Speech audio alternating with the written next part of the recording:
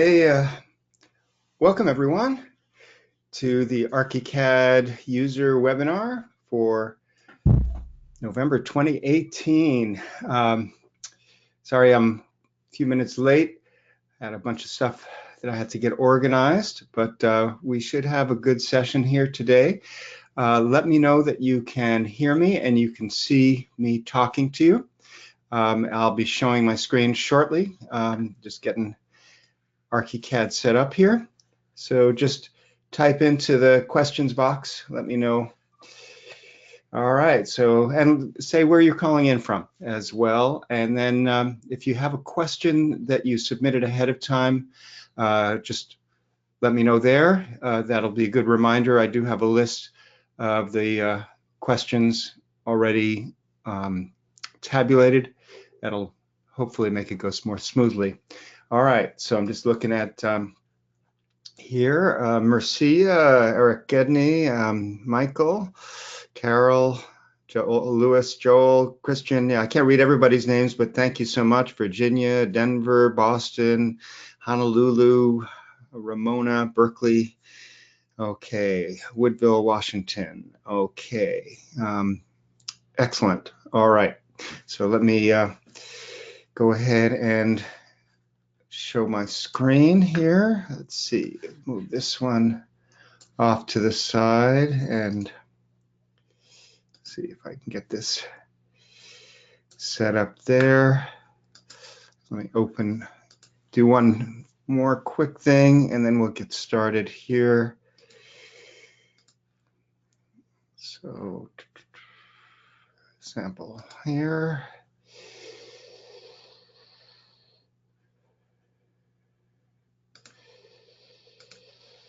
All right, we'll open this up.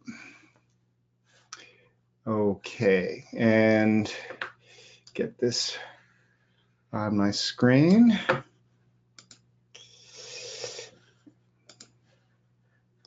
And okay, I think we're good to go here. And let me show my screen.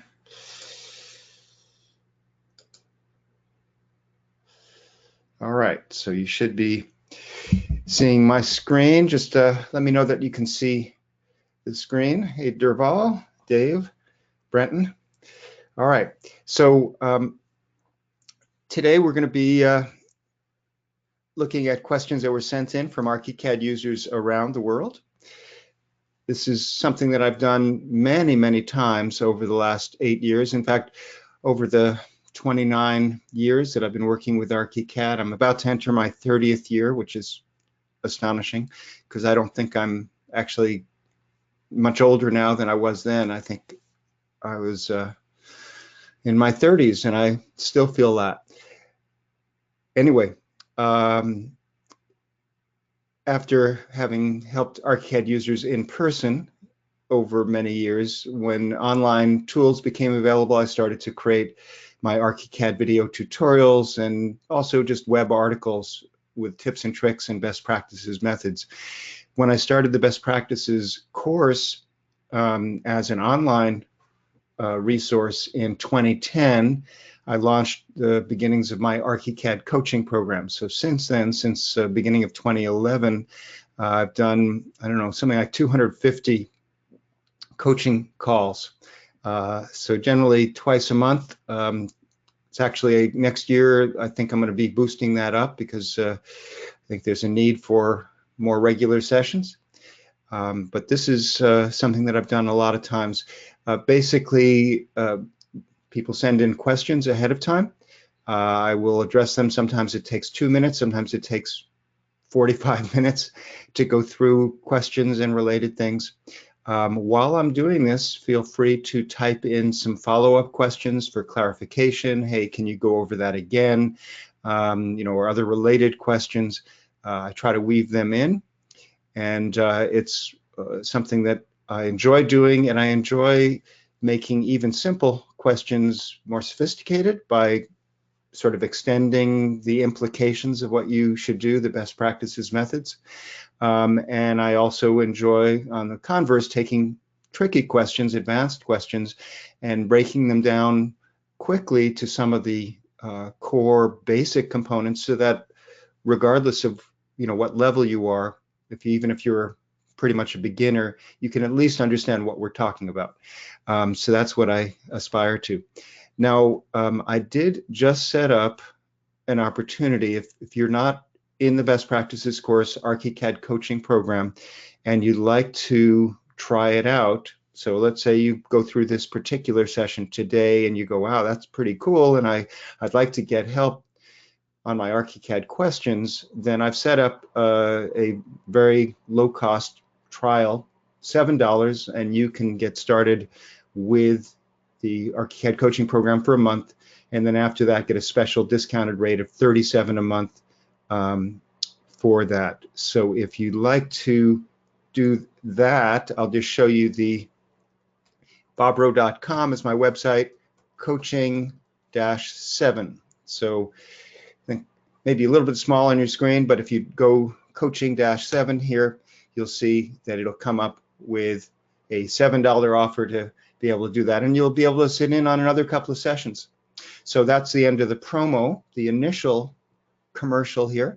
Let's get into the questions. All right, so I do have my list here, which summarizes them.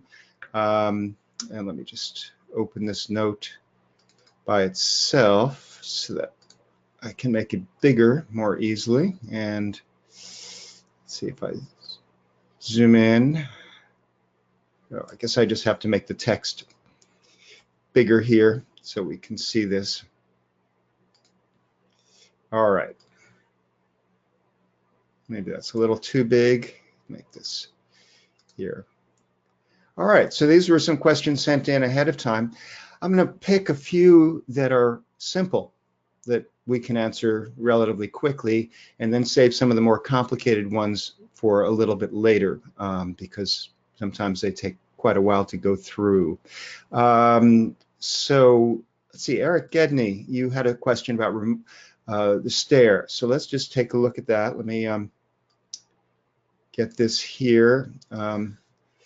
And Eric, I'm going to open up your line here so that if you have a microphone, then we'll be able to talk to you. All right, so let me open up your line.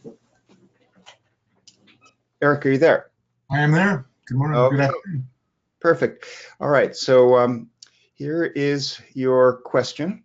And you said that you have a situation where you have a stair going up, just as a simple, I guess, concrete or prefab stair with a stoop. And when you do it in CAD image, you're able to have it end at whatever level you want, whereas in ArchiCAD and the Stair Tool, when you were working with it, it ended up with an extra riser. So if you said it needed to go up to a certain level, that was after the final invisible riser. Is that right? That's part of it. So that the one you see is kind of faked in to be at the same level. Mm-hmm. What I want to do is have that flat portion at the top just be level with the floor. Right, right. Okay. So let's take a look at the Stair Tool. And so if I go into the Stair Tool here, and we just say, hey, I want to create a, let's see, a monolithic stair. So that would be, a basic shape that we want. Let's see here. So monolithic. That's right. Yeah, so just one thing is, I forget now how you get it so that the base is horizontal for the whole thing. But let's just focus right now on this particular thing, which is end with tread or end with riser. It's a sort of very subtle little control here. So if you have it end with riser, and let's just say that we're doing this as a flexible one, so I'll just be doing as many steps as I click in, and we'll just do just a handful of steps here, and then I'll do a landing here. All right, so we'll say take that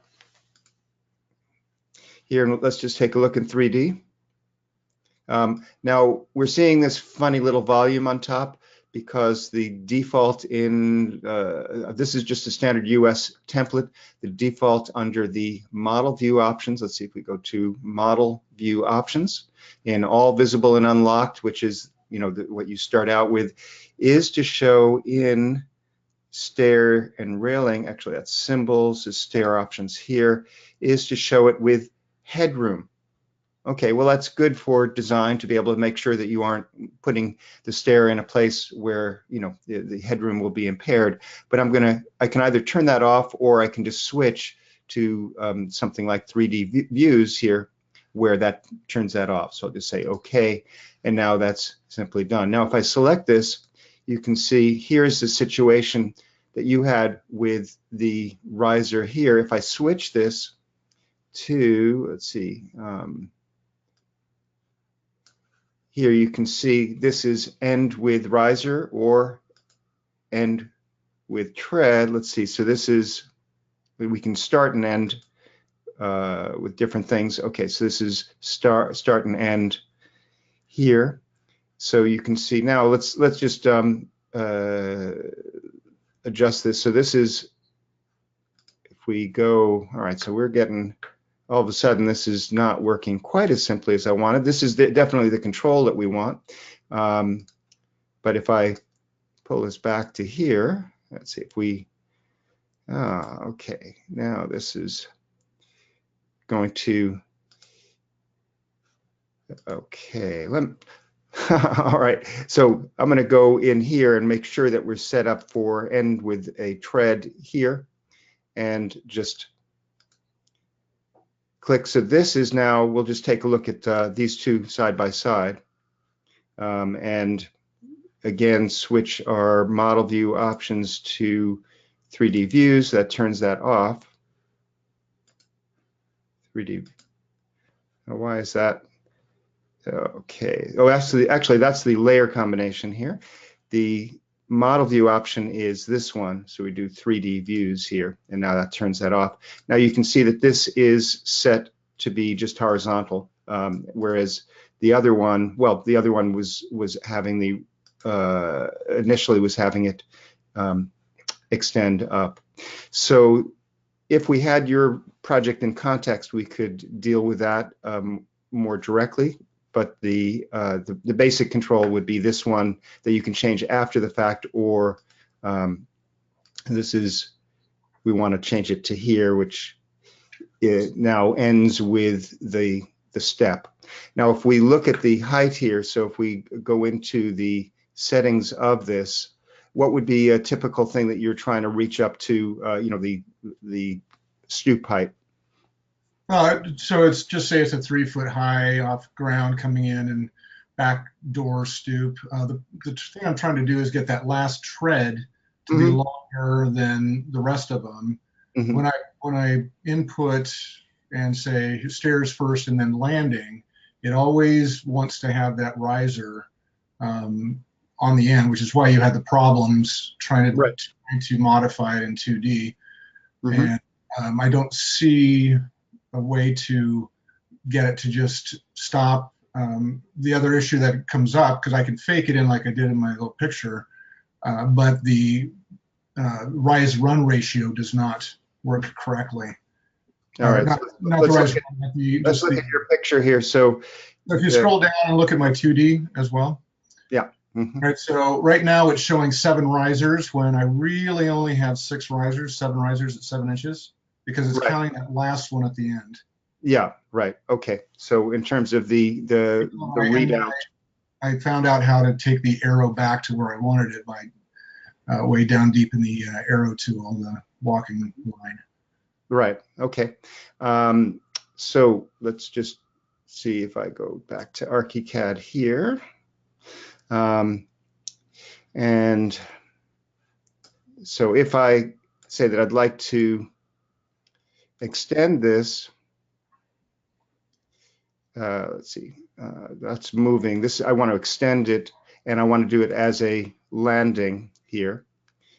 So if I take this along there, let's see, actually what is going on. That's not quite right.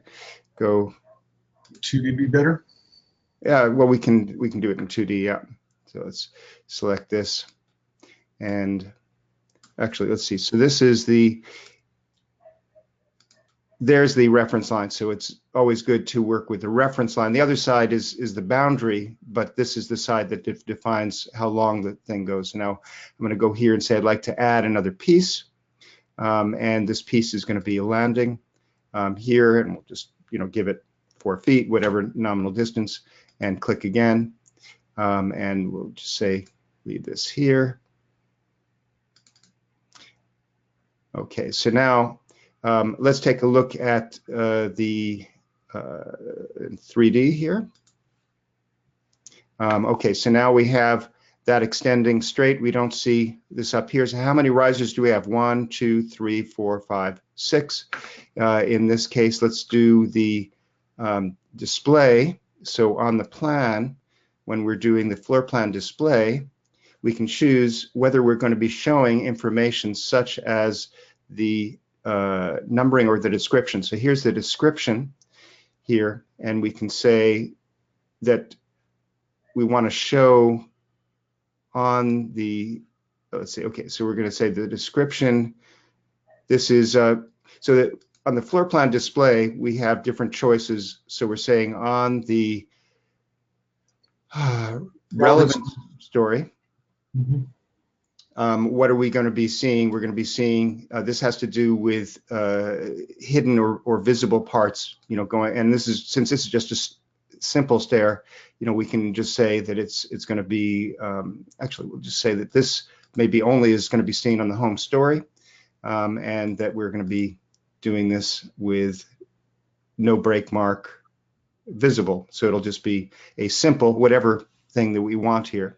Now, if we go to the description here, we can say number of risers over, so we have number of risers, number of runs if you want here, and we can say that we want to, let's see, where do we do this? This is, I haven't done this for a little while, for where it's going to be saying this is risers and run, and let's just go to the plan.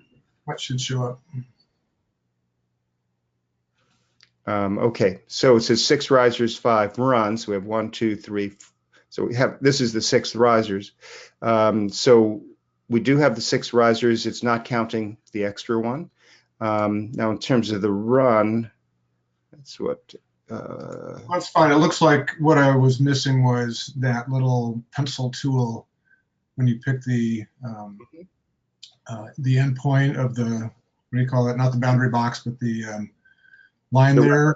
The reference line. Yeah. Line, and the pencil tool that comes up that did a secondary palette, right? To say I wanted to add a landing there. That's so when you have this selected and you go to the end, this option will allow you to reposition. This will change the boundary of the whole thing. This will allow you to add new components. And when you add new components here, you could say, hey, we're going to take the landing up, on an angle. So we're going to rotate around on this angle, or we're going to create a new set of new flight here. But it's the pencil that is the option to extend. So that's ArchiCAD's basic symbol for saying I'd like to extend a polyline to go further. And in this case, the polyline defines the reference for the stair. So does that give you enough for? Yeah, that's the point that I was missing. So that's great. Thank you. Okay, my pleasure. All right, yeah. And so it is this question here of the start and end, which you can set when you have it selected here, or before you have it selected, like this is the default, or you can do it in the, before you do it, before you create it, here's the, where you would place it here. Just before you go, could I say I want to do one object that does a 4-inch concrete slab, some stairs up to a stoop, and then a 3-foot stoop. Can I add that on the base of the stairs as well? Yeah, I think you can. You can have So, landing and stair. yeah, Then landing. Yeah, absolutely. okay, great. Yeah. So if we go to, we select this here and go to this side, we can say I want to add something, and this is, for example, landing. We'll just give it 3 feet or something like that. I think I didn't have it straight when I did that, but we can always adjust it. Let's see. There we go. So, I didn't quite get it straight. We can reposition. Let's see, how do we reposition this? If I go here and I say I want to reposition this point, maybe take it straight up and down and then line it up. So I've locked it with a shift key, and now I'm lining it up. So now it's going to be square there. Okay, so now we have. We still have 6 risers, 5 runs. That's great. Now it's the arrow that wants to sneak into that first step. Yeah, so let's just see if the arrow, I know when they first came out in version 21 with the new tools, that there were some limitations with the arrow, and so sometimes you had to basically say, you know what, I'm just going to not have ArchiCAD do it automatically. I'll draw an arrow manually, but I know that they do have some more things here. If we go to, say, the walking line here, and you can see that's now showing what the walking line would be. We can change the direction here, reverse it. We can also, let's see, start symbol size. So that's how big the circle would be. So starts from second tread here. I'm not sure, given what we have here, if that possibly would do it. Or hide start symbol. Let's just see what that does. Okay, that moved it to here. Yeah, so you can the same with the end. Yeah, perfect. Yeah, so let's just see how that works with the end. So we're going, that's the start symbol. This is the end symbol. We'll say end at second last tread here. And there you go. All right. So now you can, by the way, if the risers and run are not reading exactly the way you want, there's customization in terms of automatic, like, do you want risers or do you want treads or run or goings? There are different versions for these things, but you can also literally just overwrite it. You can say, I want a custom thing. So if it's not reading the way you want, you can sort of make it read. Yeah, thank you. That's great. All right. Well, Eric, the great questions, and I'll move on to the next one. Is that okay? Yes, that's fine. All right, excellent. So let's see, Konya, welcome, I see. And and Eric, you also had a question about Surface Painter, how to pick up one material and apply to multiple surfaces. Right now, I can only do one at a time. Is that that's your question, right? That one if you want. Okay, well, quick thing. So let's just do just some context here. So I'll just draw a box of walls around this, and let's go to 3D. And God, I don't like this all visible and unlocked here. I want this 3D views here. Okay, so if I select all the walls. And let's just say that I'm going to be, this is not a great example just because I'm putting the material, the surfaces on there to begin with, and I could equally do that. But let's just say, where am I? My surface overrides. Floor plan display. Oh, wow. Got these. Oh, you know what? I had the stairs selected. That's why it was giving me a very different look than what I wanted. All right, so we're going to go to the thing. Let's just say that the exterior, I'm going to put in, something, just a blue color here. And let's say that I wanted to take that blue color and apply it to a face or to, the top here, just to be sort of arbitrary about what we're doing. So there is a palette. It's under the window menu, palettes, and it is called Surface Painter. And this is something I haven't used very much. So, I may stumble a little bit. It is only available in the 3D window. So if you're in the plan, it won't come up or it'll disappear when you go back to the plan. Now, it shows you surfaces that are defined in the project. If I select an element like this wall here, you can see that it's defined with certain surfaces like this color pale blue, which is I guess what I had picked here. Now if I eyedrop this here and deselect, let's see, actually if I click on a surface, you'll see how that changed to the blue, and I'll go again and click on that. This option here, you can choose between doing a single one or multiple surfaces. So this is probably the thing that would help you with what you wanted. So if I do the multiple surfaces and I click, let's see if it, not quite sure. Oh, you can see that it's got a little red thing, so you can't do it on stair landings independently. I guess it doesn't quite work there. But let me just draw some more walls, and if I can activate the wall tool and draw some more walls. Ooh, interesting.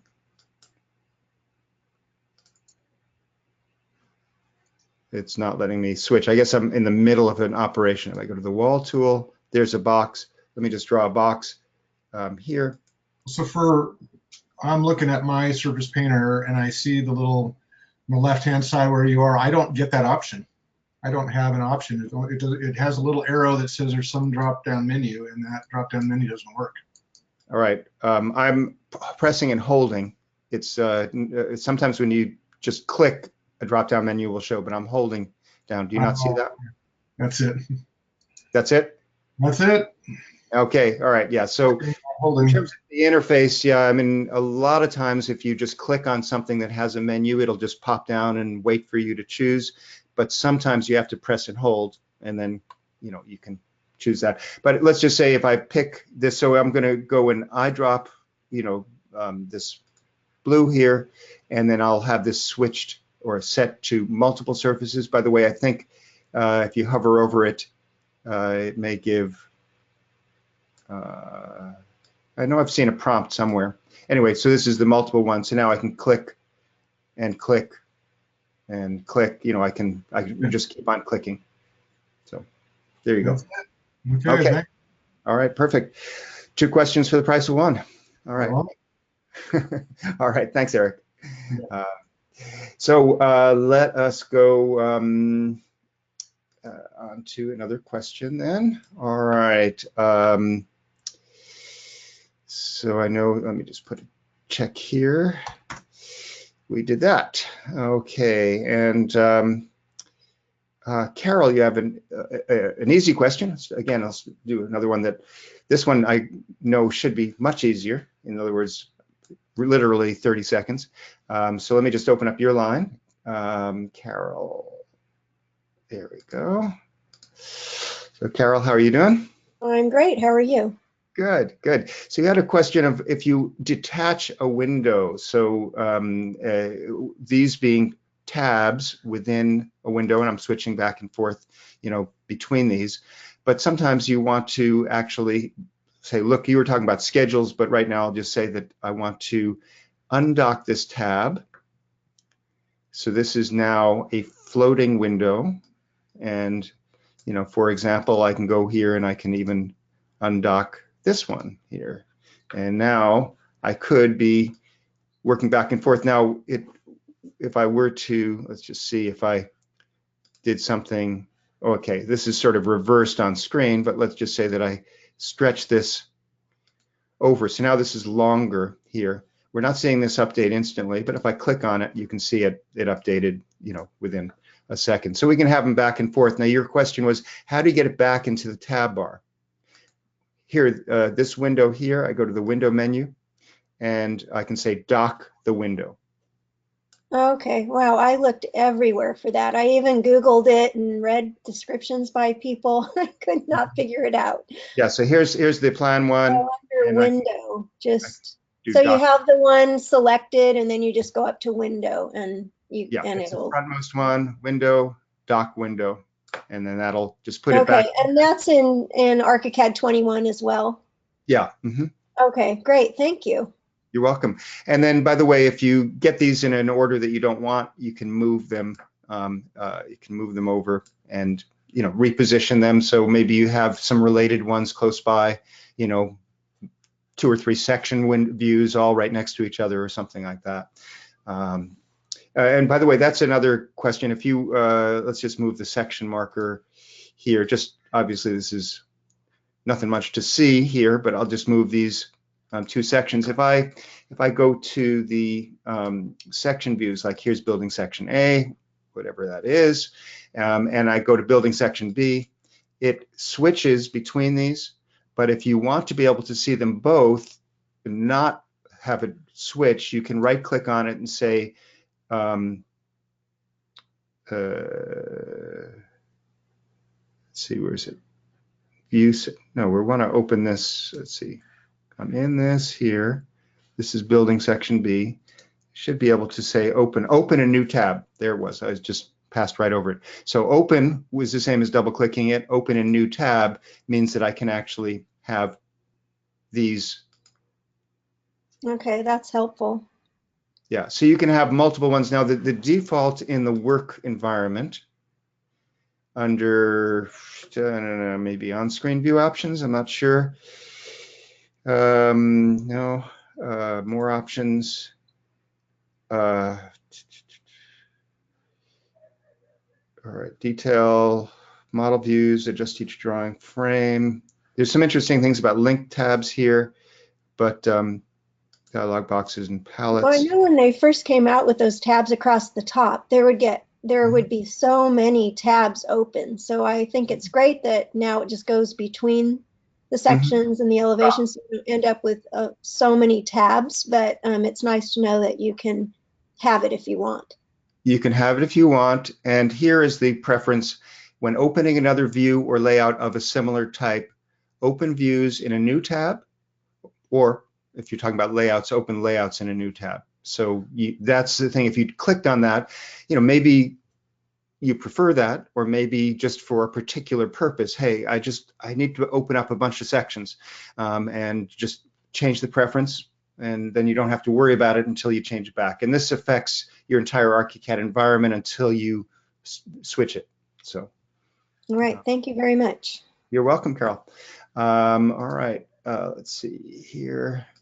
So that is 2 questions. Picking the easy ones to go through pretty quickly. Okay. So is Michael Borden on here? He sent in a question, not specifically for this call, but I did help him. And then he actually came back and said, that wasn't the answer, but I figured it out. So no, he's not on. So let's wait. If he comes on, maybe it'd be more satisfying to have him come there. All right. Glenn Berger, are you on? So let's see here. Glenn, all right. So Glenn, I've opened up your line. Are you there?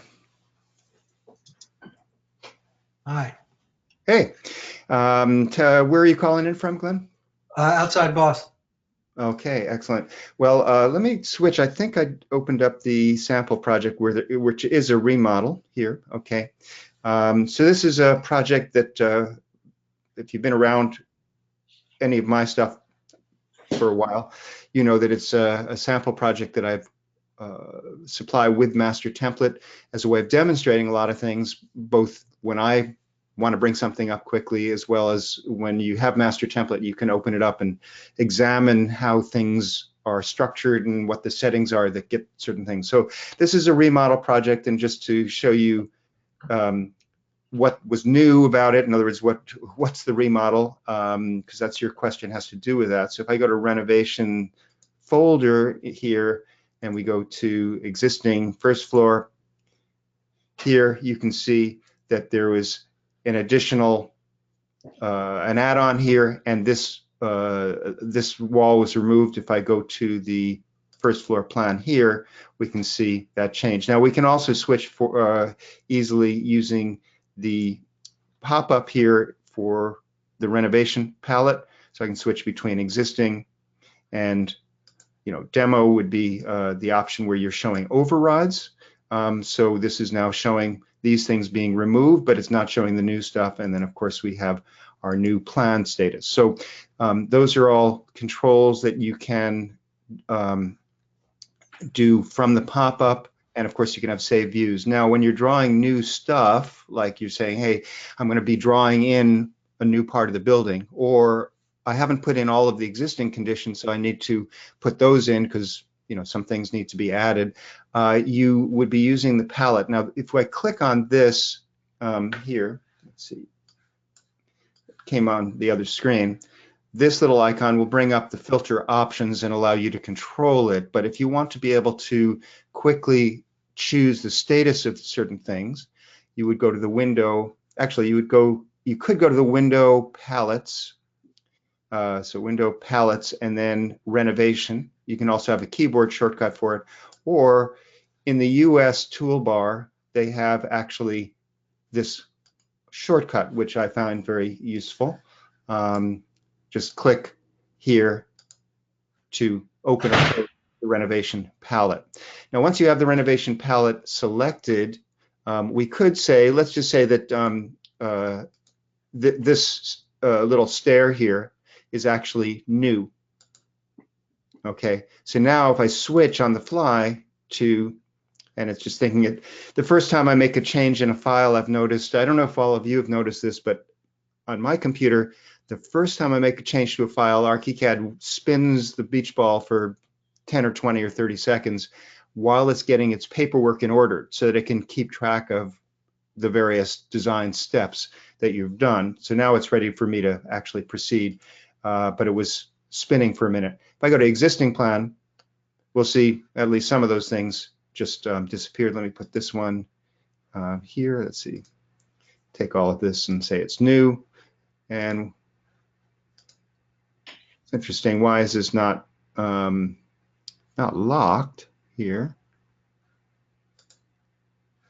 Okay, a little mysterious why that's not changing. All right, but your question had to do, if I bring it up here, so let's see, Glenn.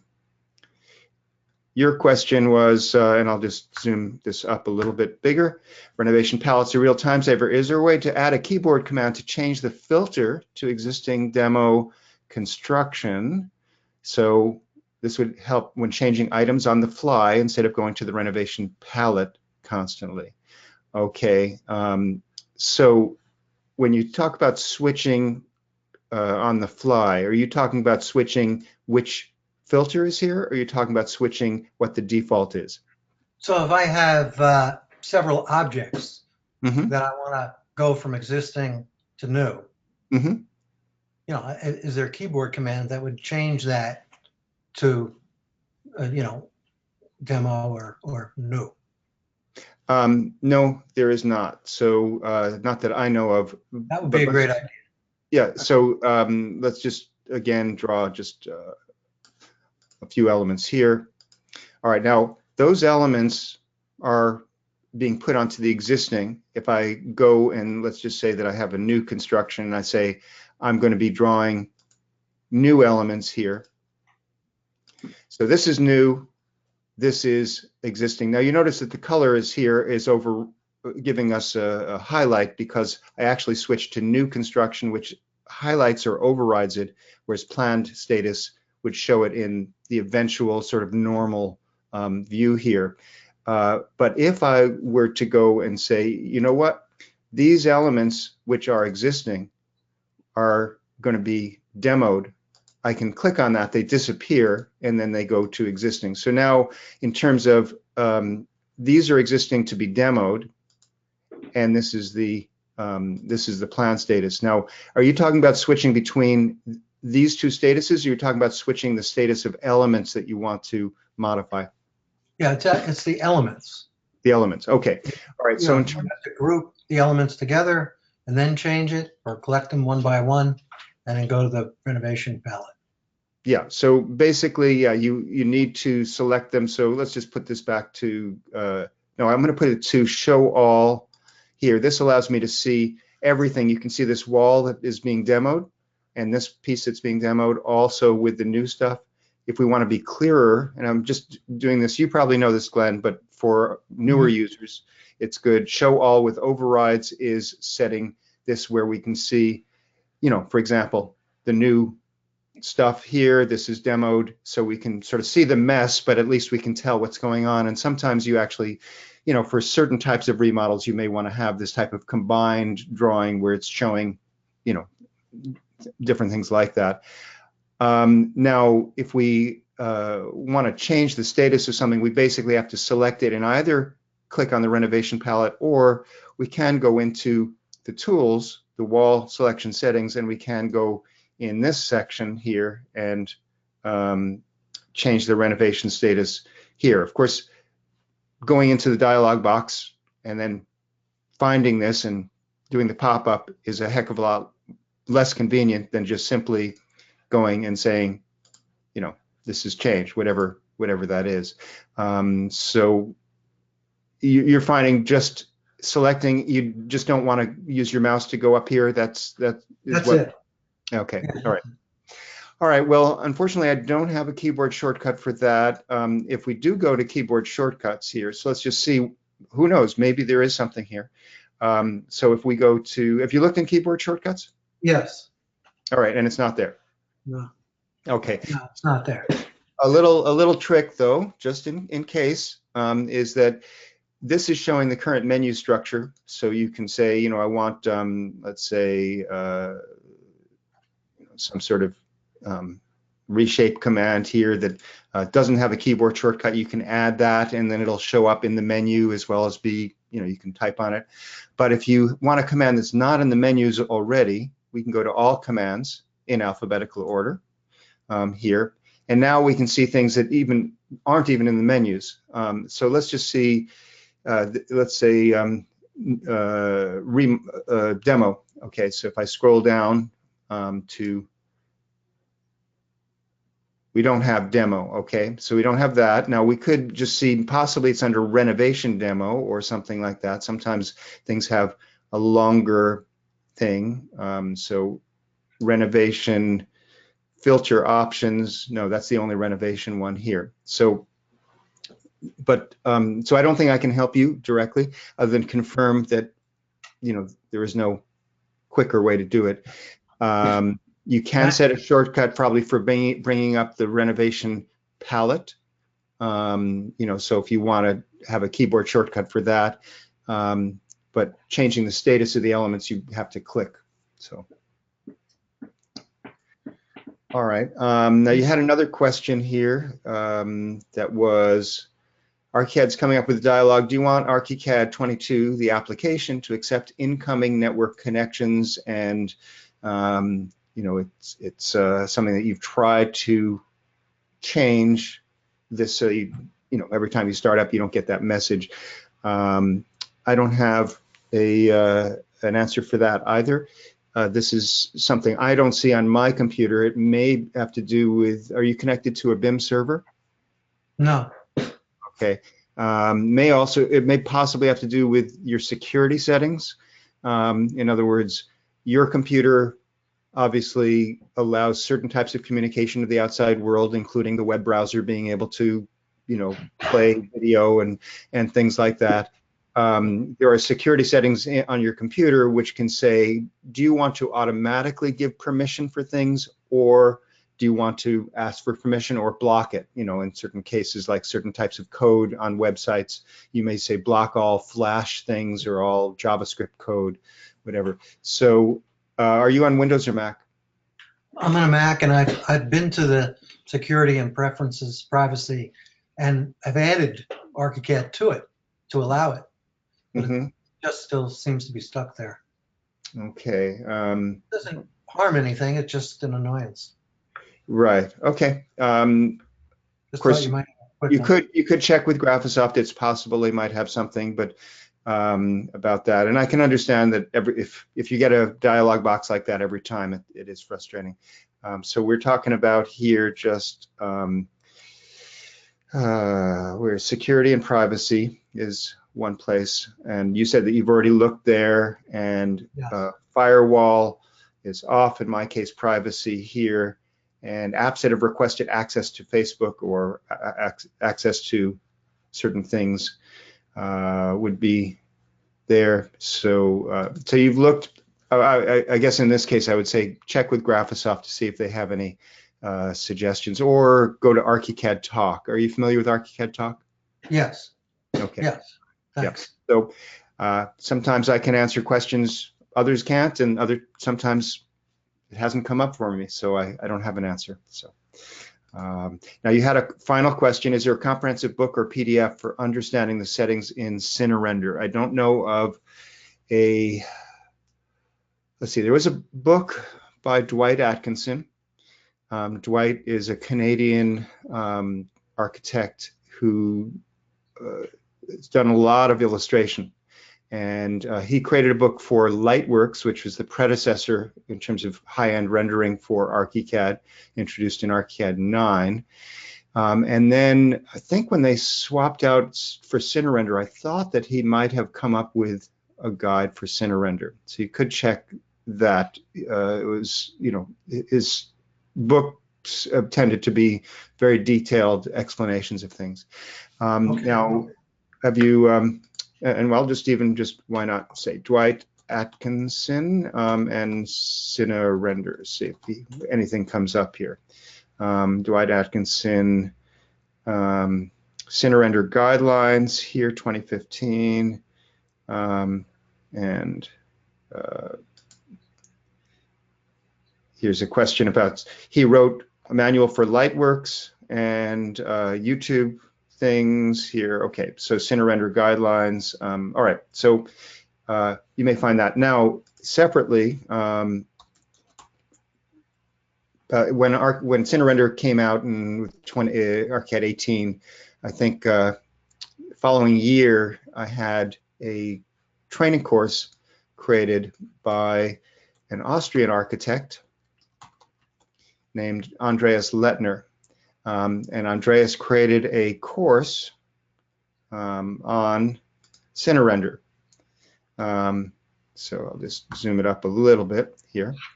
Okay, so this course is still available through Masters of ArchiCAD, and if you want, if you can't find the link, but because I don't know if it's on the front page, but mastersofArchiCAD.com/training-series will take you to that page, and then you can go scroll down for Andreas Lettner. So he has some really excellent practical advice for how to approach it. It was created in ArchiCAD 19, but frankly, Cinerender, while it's improved in certain small ways, I think they've improved some of the lighting options a bit.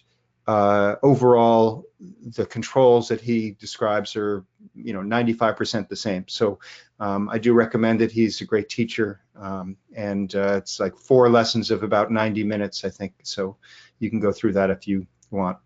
I wouldn't call it comprehensive, but I'd call it very practical, the most important things you need to know to get good results without spinning your wheels a whole lot. Okay, thank you. Yeah, and there are lots of examples and things on this page. You'll get a sense of just what it covers. All right, so I guess we'll move on then. Glenn, thank you for your questions. Thank you. Okay, so that is all right, so that's Glenn, as much as I could help you. All right, and okay, so many different questions. I'm just trying to figure out what I can do relatively quickly here. All right, we just did something with renovation stuff, and Michael may not be on. Let's just see if Michael is on. But it came up. Yeah, I don't see him on here, but it does relate to the renovation stuff that we were just looking at. Okay, so here we have, you can see the overrides that we've got. here now, let's look at the overrides for what's going on here. So when you have the renovation filter chosen, the most basic thing is what is it showing? So when you do existing, it's going to show only the existing elements and the ones that are going to be demoed, but in the original condition they're showing. And when we have plan status, it's the reverse. It's the existing and the new, and these are hidden. But you can have things with overrides like the demolition plan, where it's saying show the demo elements with an override. Now the definitions of these overrides can vary or can depend upon your ArchiCAD environment, the template that you started with, or whatever you've changed. If I go to graphic overrides, so before graphic overrides existed, which was in version 20, the controls were built into the renovation filters, but in starting with version 20 with graphic overrides, they were just sort of merged into the graphic override rules. Now you notice here it says existing elements, elements to be demolished, and new elements, and these are in a separate group. You can't delete these, you can modify them, but they are built into the renovation framework. Now existing elements, if you override them, if you say, you know what, I want to make them look different than the new stuff, maybe I want them to be less prominent, I want them to be just background gray. So you can say, if I override them, I want to do something. So in this particular file, it says make them dashed. So they're dashed, they're not solid. And make the fill type background. That means it actually has no lines, no foreground line work here. All right, so this is an override set for existing elements and making it gray in 3D as well so that it fades away. Now this is not in effect automatically, it's only in effect if the existing elements are overridden. Now in master template, I have something here that says new construction override existing. So that is a particular filter that's saying, let's show what's new, but I want it to be very visible and the existing ones to fade. So I'll say, okay. So now you can see all of these walls are showing in dashed mode,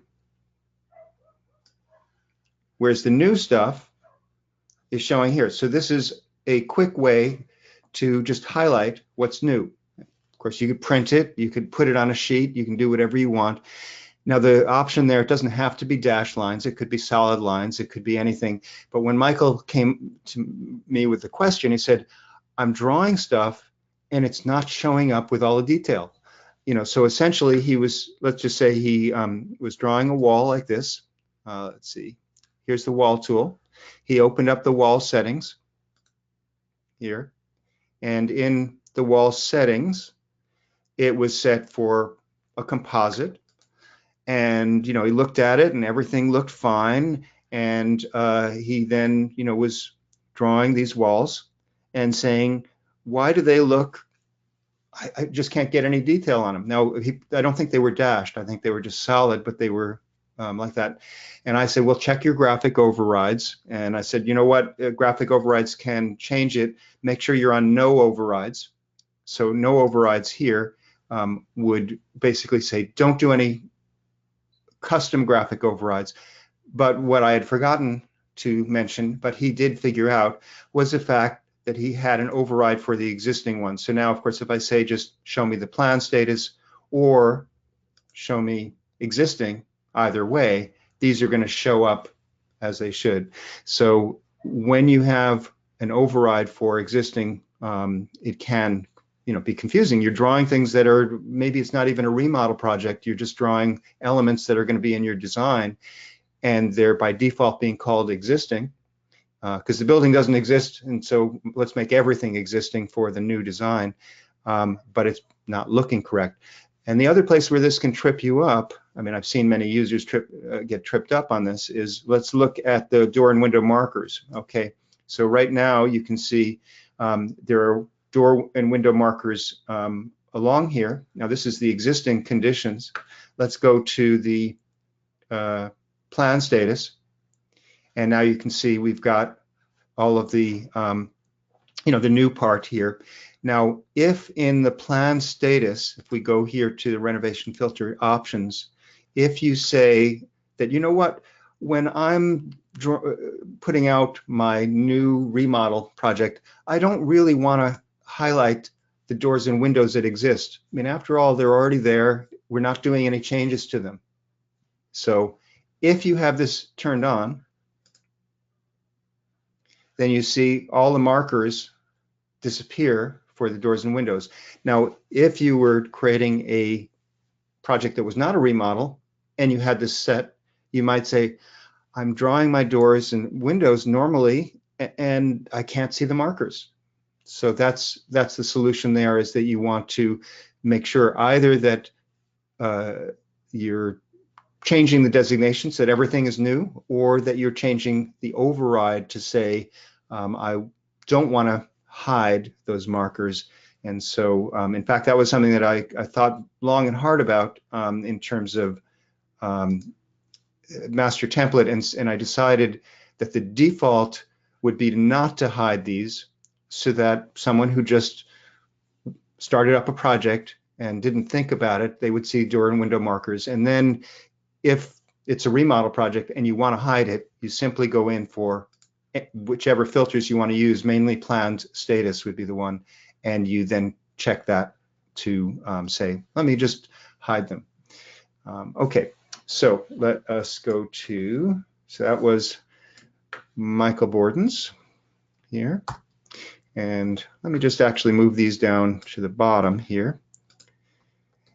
And by the way, love to get feedback from you. I do see some comments I haven't paid attention to. All right, so James Powers has a question about dimensions and notes to always be on top. Okay, all right, maybe I'll be able to look at that. Jalot says, can you please show what the exterior elevation of the remodeled portion of the sample project looks like? Okay, since we happen to have the project open and remodel, we can take a look. All right, so some additional questions. All right, Lawrence says, can you please do the spiral stairs question, please? I know somebody else did these, submitted it, Ted did, but Lawrence, you must have a burning curiosity or a similar challenge there. Todd says, also model view options could be the issue. The detail level of windows and doors can be messed up too. Good point, Todd. And this is a good general, let's just take this as a teaching moment, so to speak. All right, you see how the windows are showing. It's got a certain level of detail here. If I switch my, if this is layer combination, so this has to do with turning on or off elements, like if we don't want to show furniture or we don't want to show interior walls, we just want to see the footprint of the building or something like that. That's which elements to show. Model view options, which are here, control how they're shown.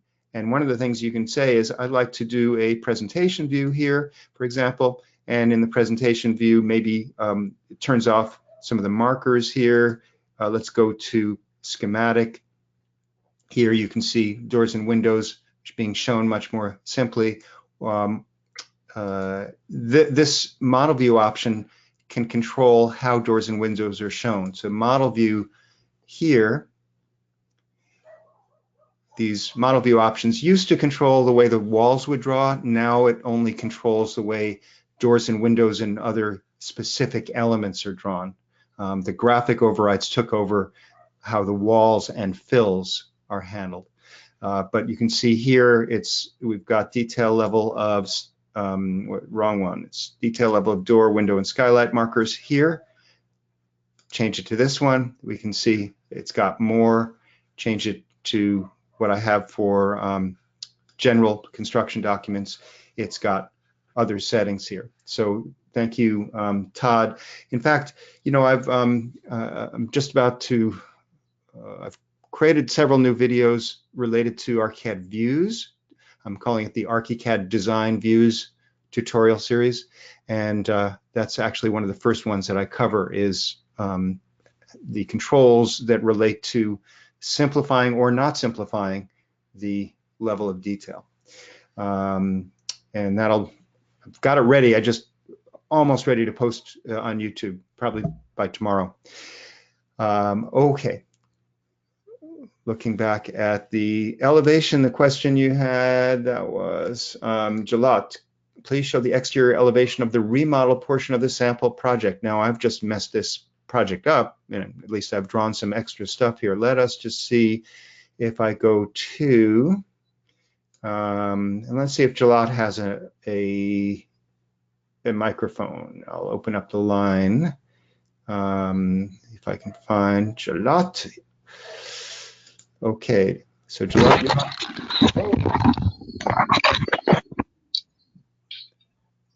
you do have a mic. He must have bumped. Yep. Can you hear me now, Eric? I can. All right, where are you calling in from? Seattle. Okay, excellent. All right, so if I go to an elevation, so let's say the east elevation here. Okay, so in the sample project, the elevations in the standard ones are showing, if we look here, they're showing the planned status, right? Okay, now if we wanted to see the elevation, let's say, where is the renovation? Why am I not seeing this here? It's up above here. Okay, existing elevation. So if I go, this is the east one, and if I go to east elevation existing, you can see that that little extension disappeared because that was what was added.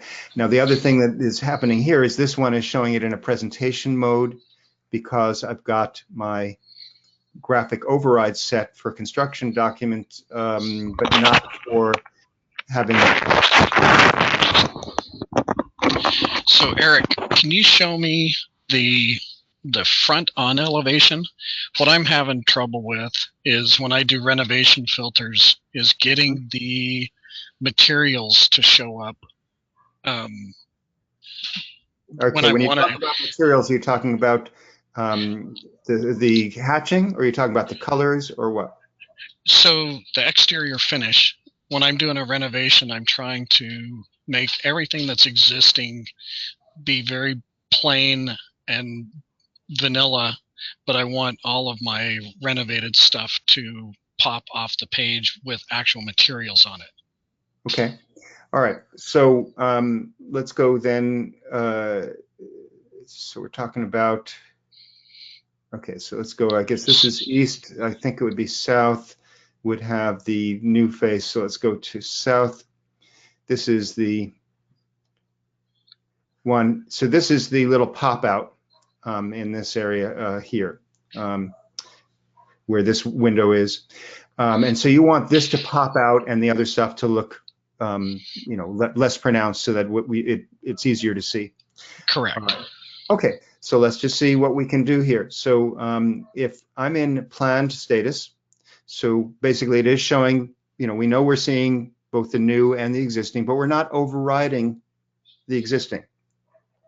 Okay, if I want to override the existing, then I need to pick a different one. And here is one where I'm showing the new construction and I'm saying the existing stuff should look different. It should be overridden. Now, I don't know what I have here. I haven't looked at this for a while. Let's see what it does. Okay, so you can see that in this case, the existing has been turned to have dashed lines. And, you know, there may be some other changes that we wanted to do. Let us see if we go to, let's see, this. All right, you can, the other thing that is a little more subtle is the new is showing the shingles, the existing is not. So it's overriding the surfaces. This particular face only has that one hatching here. So if we look at the settings here, renovation filter options, and we say, all right, we're showing the new stuff, we're overriding the existing, and what are the graphic override rules? So unfortunately, in any particular project, you only have one choice for the override for existing elements. In other words, if you're going to override the existing elements, it's always going to look a particular way. If you don't override it, it'll look natural. So if we want the existing elements to be overridden, then we have to just work with this. So here I've said if we did it in 3D, it would make it gray. It's making the, it's going for all of the fills and making, so this is a cut fill here. This is a background. We could override some things here. This is the line type. So basically, without going into too much detail on it, this is where you would control it. You know, you can, let's just say we wanted to make this line type even fainter. So this is a medium gray. Let's just make it a really light gray. Okay, and what would that do? We'll say okay, okay, and now in a second we'll see that gets even fainter. So that's the controls you have, but it'll also do the same thing on the floor plan. So if I go to the floor plan, and we switch it to that same new construction override existing, we'll see that same thing. It's just, you know, it's barely possible, you know, to see this stuff there. So what happens if what I'm running into problems with is I've got this wall, like where you have the big window, and I'm taking that big window out and I'm putting a small window in to an existing wall. And so then, and I've got a shingle siding, and so I can't get, it gives me this block, but I can't get the material on the siding to show like it's supposed to. Okay, so this is a more complicated question. So I'd be happy to address it in a future coaching call if you were to send me the file, because when you have things that are being replaced as opposed to just something new or something being removed, it gets more complicated. For one thing, ArchiCAD does not have an option to say, you know what, this wall, we're taking off the exterior cladding, we're putting on new cladding. All right, so we're not actually demoing the wall. The framing is still there. The interior face maybe still stays the same, but we're just putting on new skin, right? So the only choice there is to actually demo the wall and have a copy of it that's new. And, you know, it's misleading in terms of any, you know, any drawings, because it's going to show the wall being taken down, but it's not. It's only the cladding. And the only other workaround for that would be to say, let's make the wall without the external cladding. Let's draw another separate wall that is the cladding only, and that is being demoed, and the new stuff is being added. And then you have basically three walls, you know, the existing that's staying and the two versions of the cladding, and you have to punch holes for the windows and doors for that condition, because they're extra walls, and so you have to actually punch holes for the windows to poke through, let's say. Perfect. So that's complicated, you know. Yeah, that answers my question. I didn't know if I was missing something that was easier than what you just explained. Yeah. So the other thing is, if you're removing one door and putting in a new one, or you're removing one window and putting in another one into that same wall, then the graphic display can be a little confusing because of, you know, essentially how are you going to represent it, and even in elevation, issues could come up. So if I saw it in context, I might be able to help you at least find the best compromise. You know. So, got it. Thank you. One other tiny thing that I just noticed here, you notice this little angle. So obviously this wall is being connected in here, and the original wall was going straight across. It's sort of an ugly, you know, way to represent it. Here's an option that you may consider and may work sometimes, is to say do not intersect. So in this particular combination, we may say that we don't want the existing elements to intersect with the other one. So I say okay, and now you can see it's a little different representation. It may not be perfect, but it's different than the angled one, and perhaps would be more satisfying. All right, so Jalat, thank you for adding an extra little wrinkle to it. And, thank you. Yeah. If you want some further assistance, I don't think you've been on the coaching calls before, but if you wanted to sign up for the coaching program, then certainly I can go in more deeply. So let us see here. Joe Archibald has a suggestion. Make siding one wall that gets demoed and replace and frame wall another wall that stays in place. Okay, I think that's what I ended up describing, having the frame wall that stays in place and the siding being demoed. Yeah, okay, all right. Mark Wren says, how do you get thicker, bolder line work for new work when you have new and existing? Is it just choosing a different pen in the overrides? Yes. Yeah, you basically, if you want something to look different, you have to use an override. And the override in terms of new or demo is mostly controlled with that one setting at the top saying, if it was a new one and I want it to be overridden, what is it going to look like? And you can say, well, when I override the new ones, the only thing I want to do is make it a heavier line, but everything else should be normal. You can do that. But often in 3D, the override for new will be give it a different color, make it green or make it some other color so that it just stands out. Yeah, here's the new phase of the building. Here's the new part.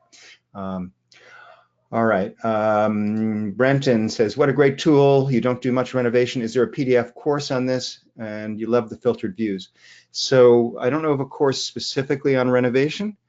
The best practices course, which is one of my proud creations, does have a whole section on renovation and different strategies for managing it. So definitely check out the best practices course.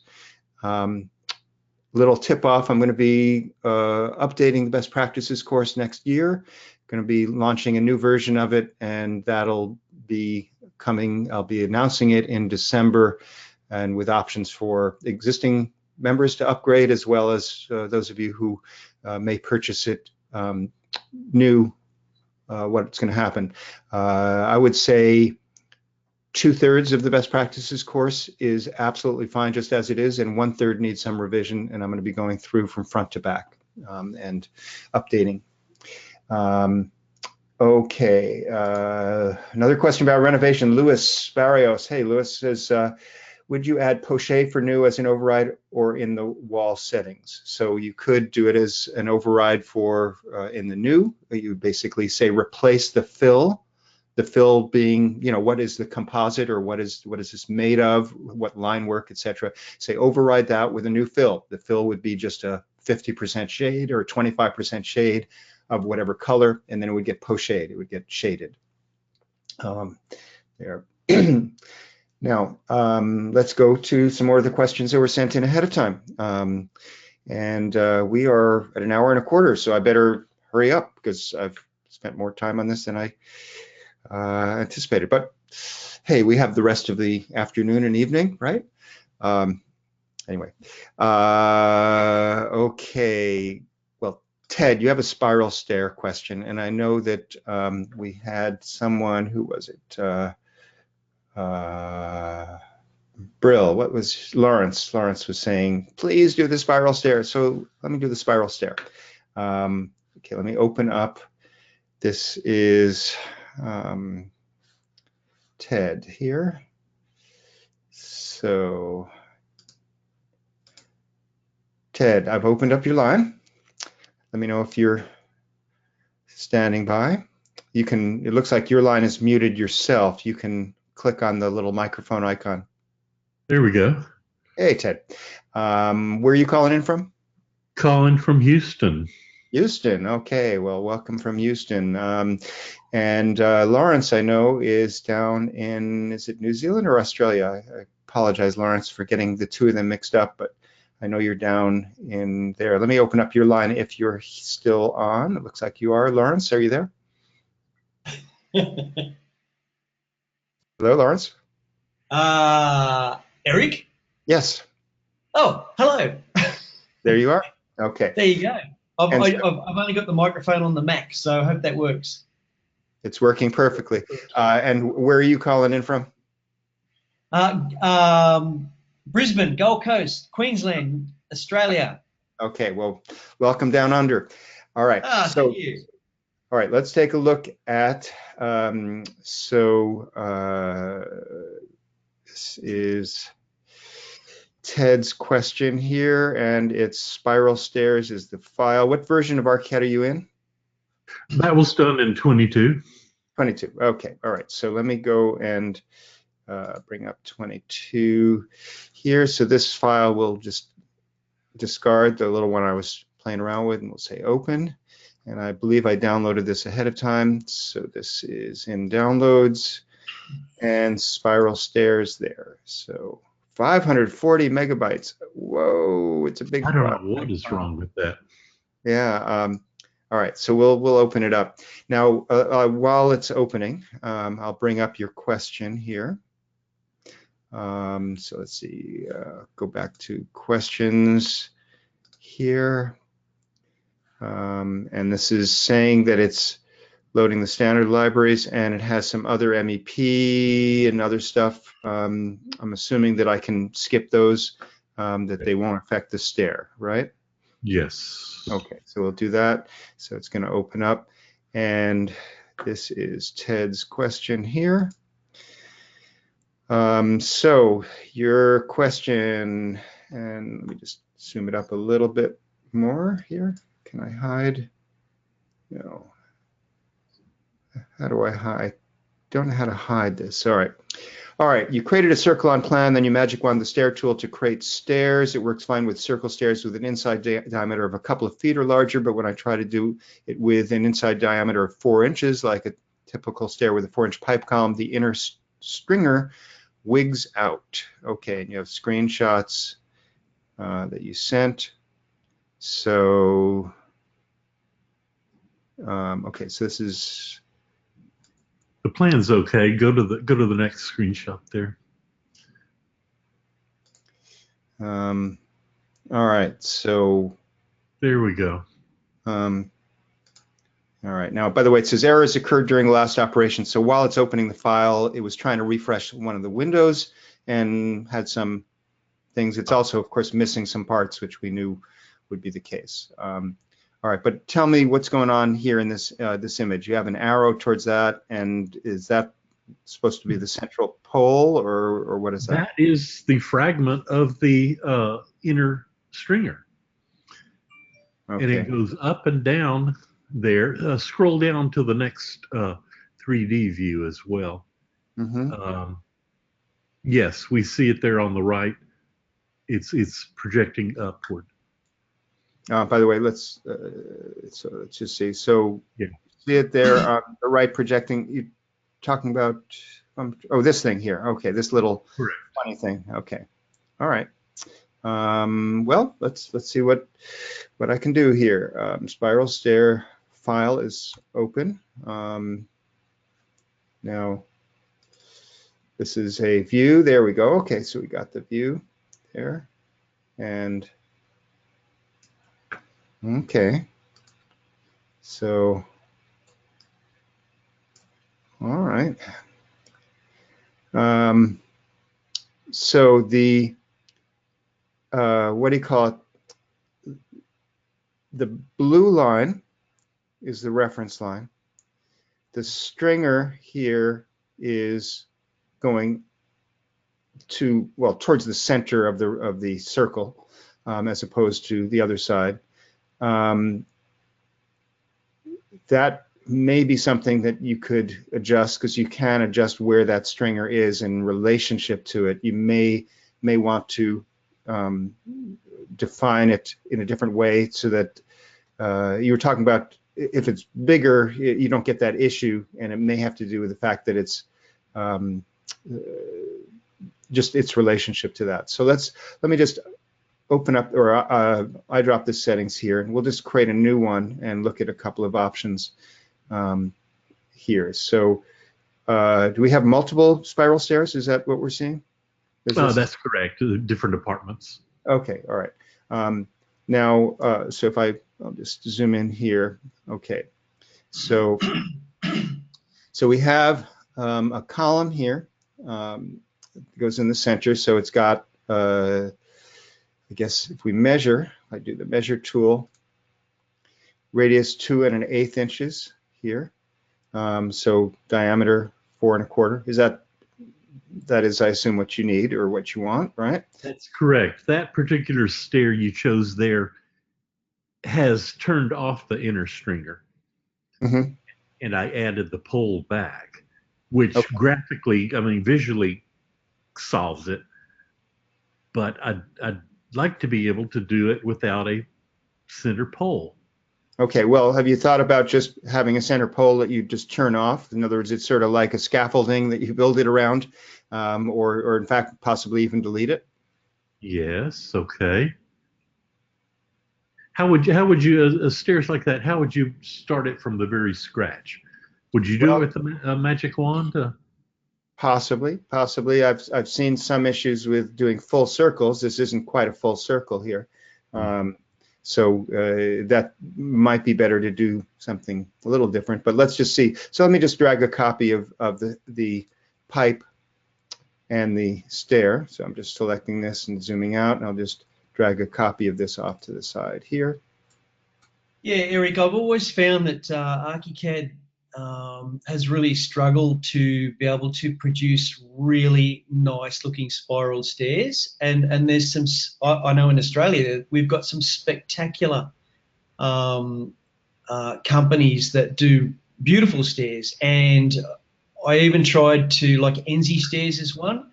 And that's one of their primary products. And I even tried to get Graphisoft and them to shake hands and you know, to actually get them to produce it as a library part, but it just seemed all too hard. Yeah, so it's my frustration with a beautiful spiral stair that I want to produce, just as a consistent thing. Okay, well, before the new Stair Tool was introduced in version 21, there were very limited options in terms of library parts, and you could model something by making little pieces and repeating them. You know, you can multiply stuff around in a circle, and you can also elevate it at the same time. So you can literally make the stair out of a bunch of pieces, and you know, there were at least some ways to represent the idea. Railing, again, similar, some library parts that would do a spiral balustrade, but not a whole lot of controls. With version 21, obviously ArchiCAD introduced some much more powerful, flexible, and complicated stair and railing components and system. One of the tutorials that I created, and it's about an hour long, was building a spiral stair from scratch, similar to what you've got here. I mean, and so I would suggest you look at it, because perhaps you may go, oh, you know, I didn't realize that there was that control. Today in the coaching call, I can't really go into detail. You know, this is an hour, and it was actually carefully worked and reworked until I got the tutorial down to, here is the steps. Now, it didn't take an hour to build the spiral. It was an hour to do a bunch of different variations. What if you needed this? What if you needed that? You wanted a custom tread with this type of support. How would you do that? So anyway, let's check that out in my tutorials here. But let's look at this particular one.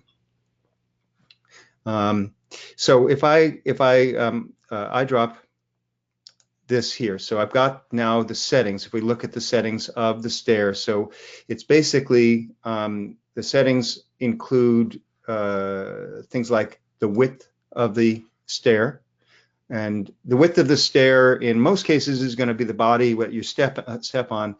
If you have custom stringers or custom treads, it should be connected to that, but the custom tread actually is going to be whatever it is. So in other words, if you model something with custom pieces, you can make it stick out more or less, or, you know, have different shapes there. But that is sort of the theoretical one side and the other side. And here's the number of steps, etc. Now, with this setting here, if I go and draw a stair straight, we're going to see that it basically just has an idea of, I need to get from this level to that level. You know, that's the upper story is this far above. So it isn't necessarily a curve. Now, if I select this here after the fact, here, I can go and even after the fact, go and curve it. So let's see. Why is this interesting? This is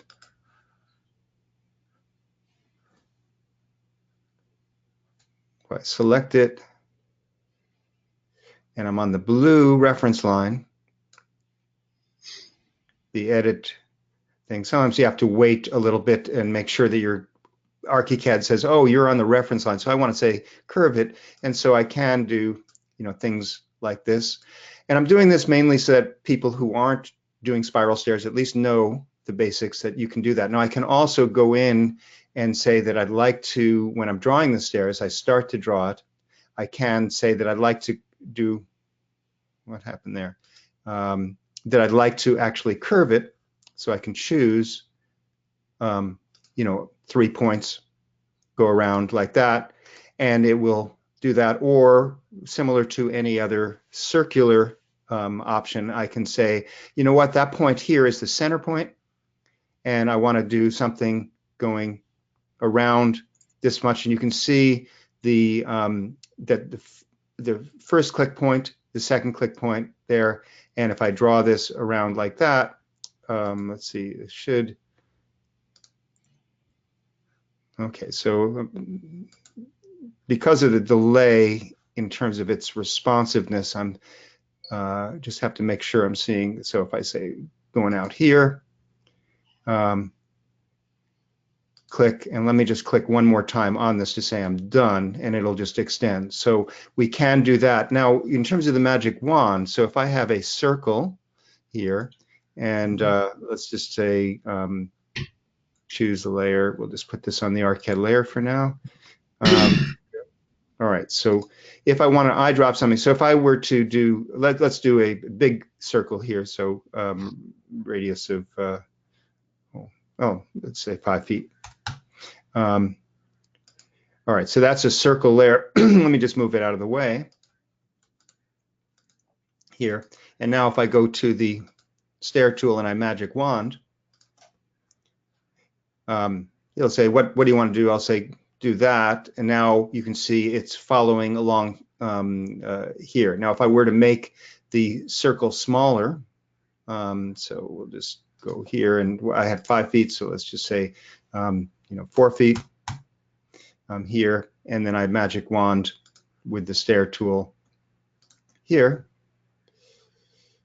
Interesting. Okay. All right, so it's certainly getting closer. Obviously, it needs to be tighter in there.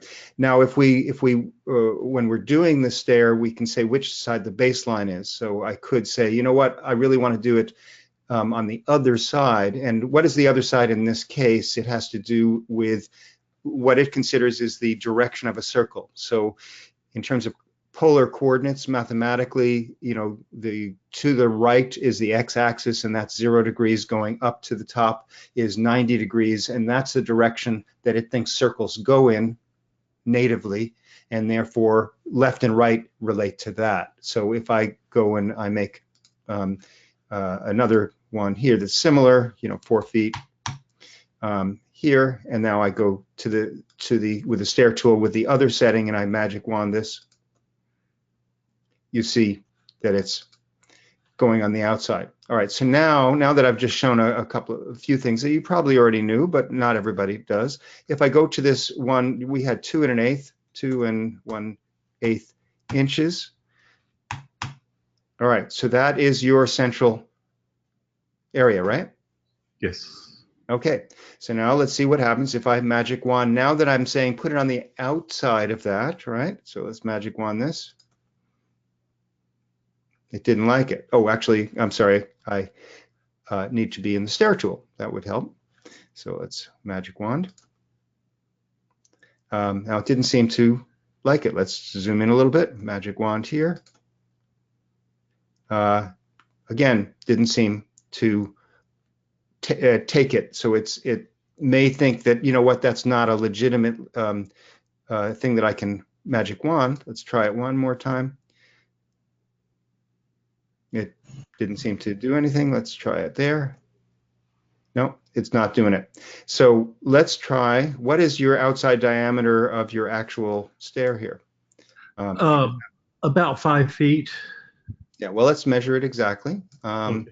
So measure it from, well, let's see, do we have a snap point there to, well, actually, if we just do the radius, so this is the distance 3 feet and 3 feet and 7/8 inches is what it's reading off here. So that would be 6, that's the radius, so 3 feet and 7/8 inches. That's what we need there. So let me just do this circle. So 3 feet. Let's just do 3 feet 1 inches. Let's do 3 feet 1 inches and see. Okay, and now we're going to do the stair tool, and I'm going to flip it back to being the other side here, and magic wand.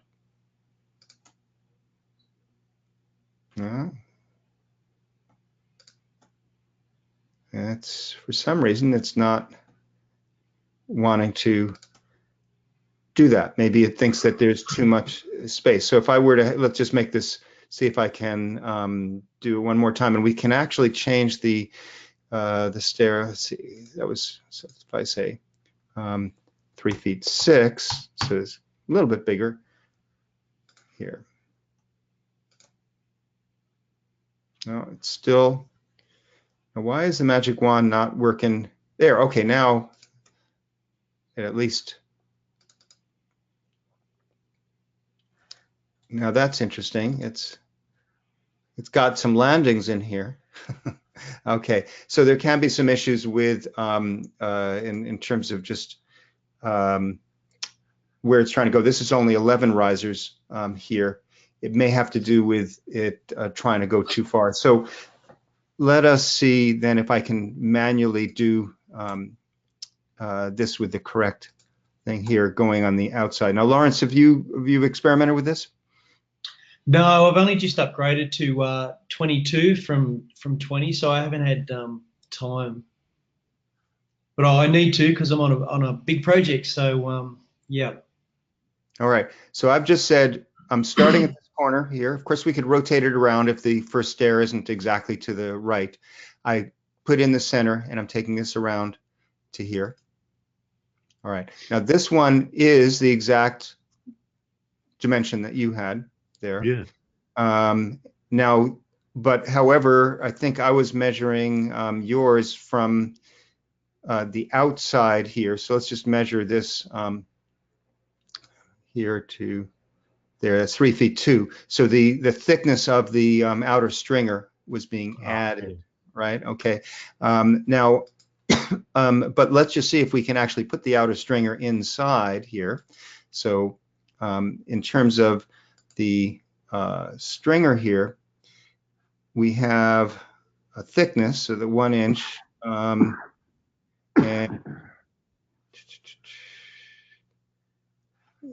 this is a flight stringer, and it's okay. So I'm not sure that we can do it as an offset. There are many things in ArchiCAD and in the stair, in the railing tool particularly, where you can say, I want to change the offset, like I want the railing to be inset so many inches from the edge or not. In this case, I don't see an offset there. We do have an offset for the baseline here. So if I were to take this, let me just take it 1 inch, and that is saying that the baseline is, I guess, probably in this case, inset 1 inch from where the stair is. So if we do this, it'll probably get bigger, which is not the direction we want. Yeah, you can see it just went out there, right? But I could go the other way, and let's see if this does allow -1. It didn't update, they didn't change it to 0 or something, so it does at least think that it can do it. And you can see now, nice. Now it's inside there. Now let's just take a look at the darn thing in 3D and see what it looks like here. Okay. That's pretty good. You know, obviously there's some settings that would need to be adjusted. So right now I would say probably not worth in this coaching call going into further detail on it. I think what I've shown you here are some options for doing from the outside in, Yes. and possibly with different offsets and things. And of course, in terms of your pipe, saying, well, I don't really want a pipe there, you know, that's not the way it's going to be built. Then, but if you had a pipe there, it seemed to, you know, look okay. What happens if you if you remove the pipe after you build it? Does it still look okay, or is it just masking a problem? And when you delete it, then you see the problem. So I'm not quite sure what you're. Try one thing there. Can you select it and turn on the inner stringer? Okay, all right. So let's see. So we have then flight stringers, and we have then flight stringers. That's uniform stringers on left and right. Stringers only. Okay, I can put stringer right here. Okay, and stringer. So this is now uniform, and we don't have a landing, but I don't think that matters there. But let's just do this, and okay. So now we do have,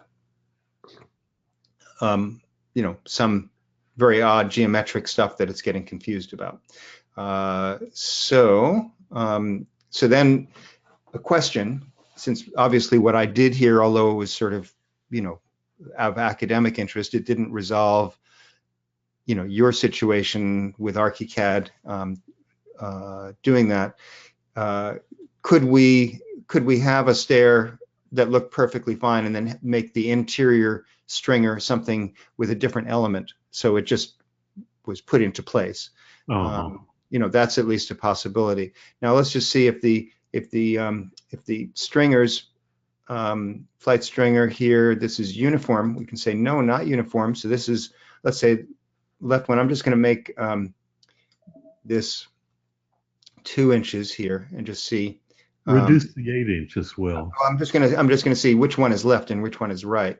Okay, yeah. So that one's the one that is on the outside, and we'll put it back to the 1 inch. But now let's go to the right stringer and see what if we make this thinner or something like that. There.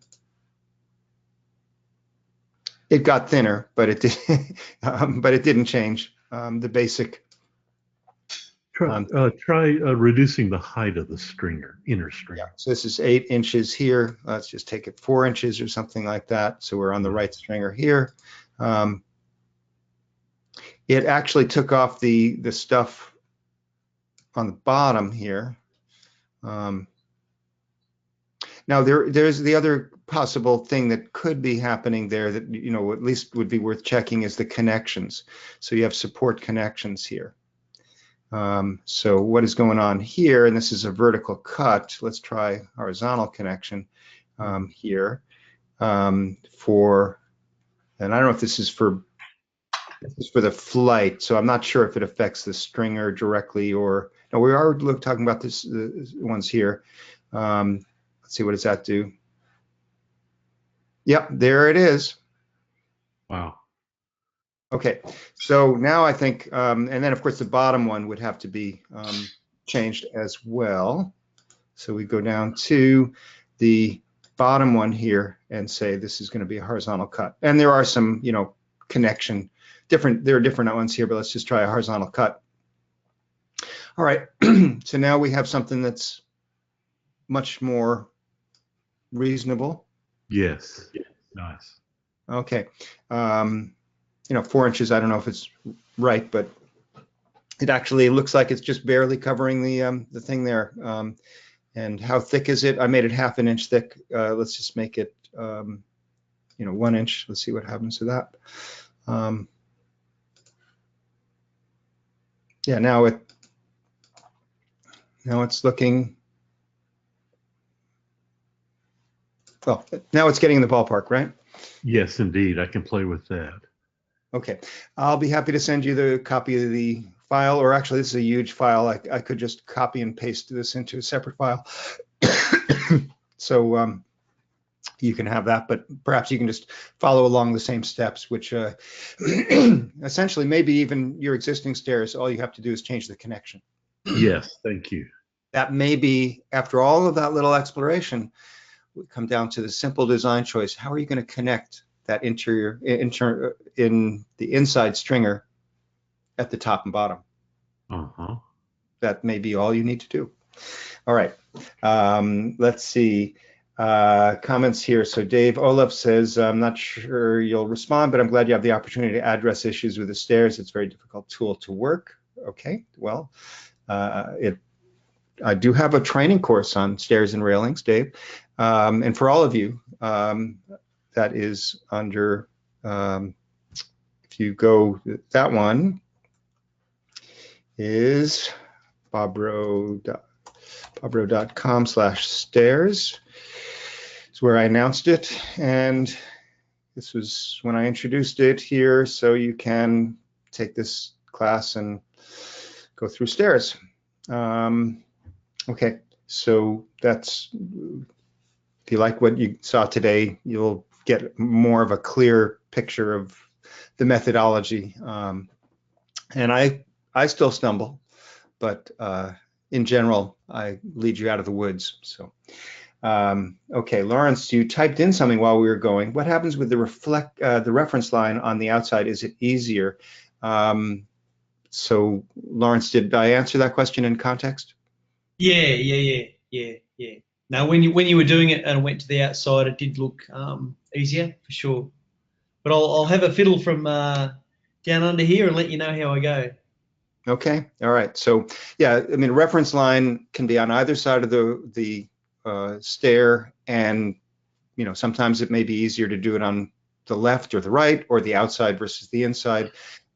Certainly, by having it where the circle is bigger, it makes it a little easier just to control things, and to maybe adjust where the inside ends up, things like that. Yes. So. Okay, so another related question from Gerald Teacher. Hey, Gerald, with reference to railings, when in edit mode, if you alter a component, it only affects that component and will then be ignored by the global railing settings. Is there any way to return the altered component to the global? I believe there is, and even though we don't have a, what do you call it, a railing, let's see, what if we just put a railing? I'm just going to go magic wand this and see. So there we have a quick railing. May not be what you want, but it is a railing. And let's just look at a setting. So if we were to do posts here, we have post. All right, so what I'm going to do is just do something very quick just to demonstrate the concept. I've got this selected. I'm going to click edit. It is now possible for me to select this post. And for example, let me just make it a revolve post just to make it something really obvious. All right, so there's this funky thing, right? There, I've made it custom. And presumably, Gerald, you're not making something weird like that. But let's say I go to exit edit mode, and then I select this. I've got it selected, and I go in and I say, you know what, the posts in general, let's see, then we're going to go to the post component. Let's say that I want to make this bigger. I'm going to make it 3 inches here. Okay, so this is a thicker pole, and it should affect this, but it won't affect that, right? So I'm just going to say, okay. And there you can see it just made that one thicker, but it didn't override the one that was custom, right?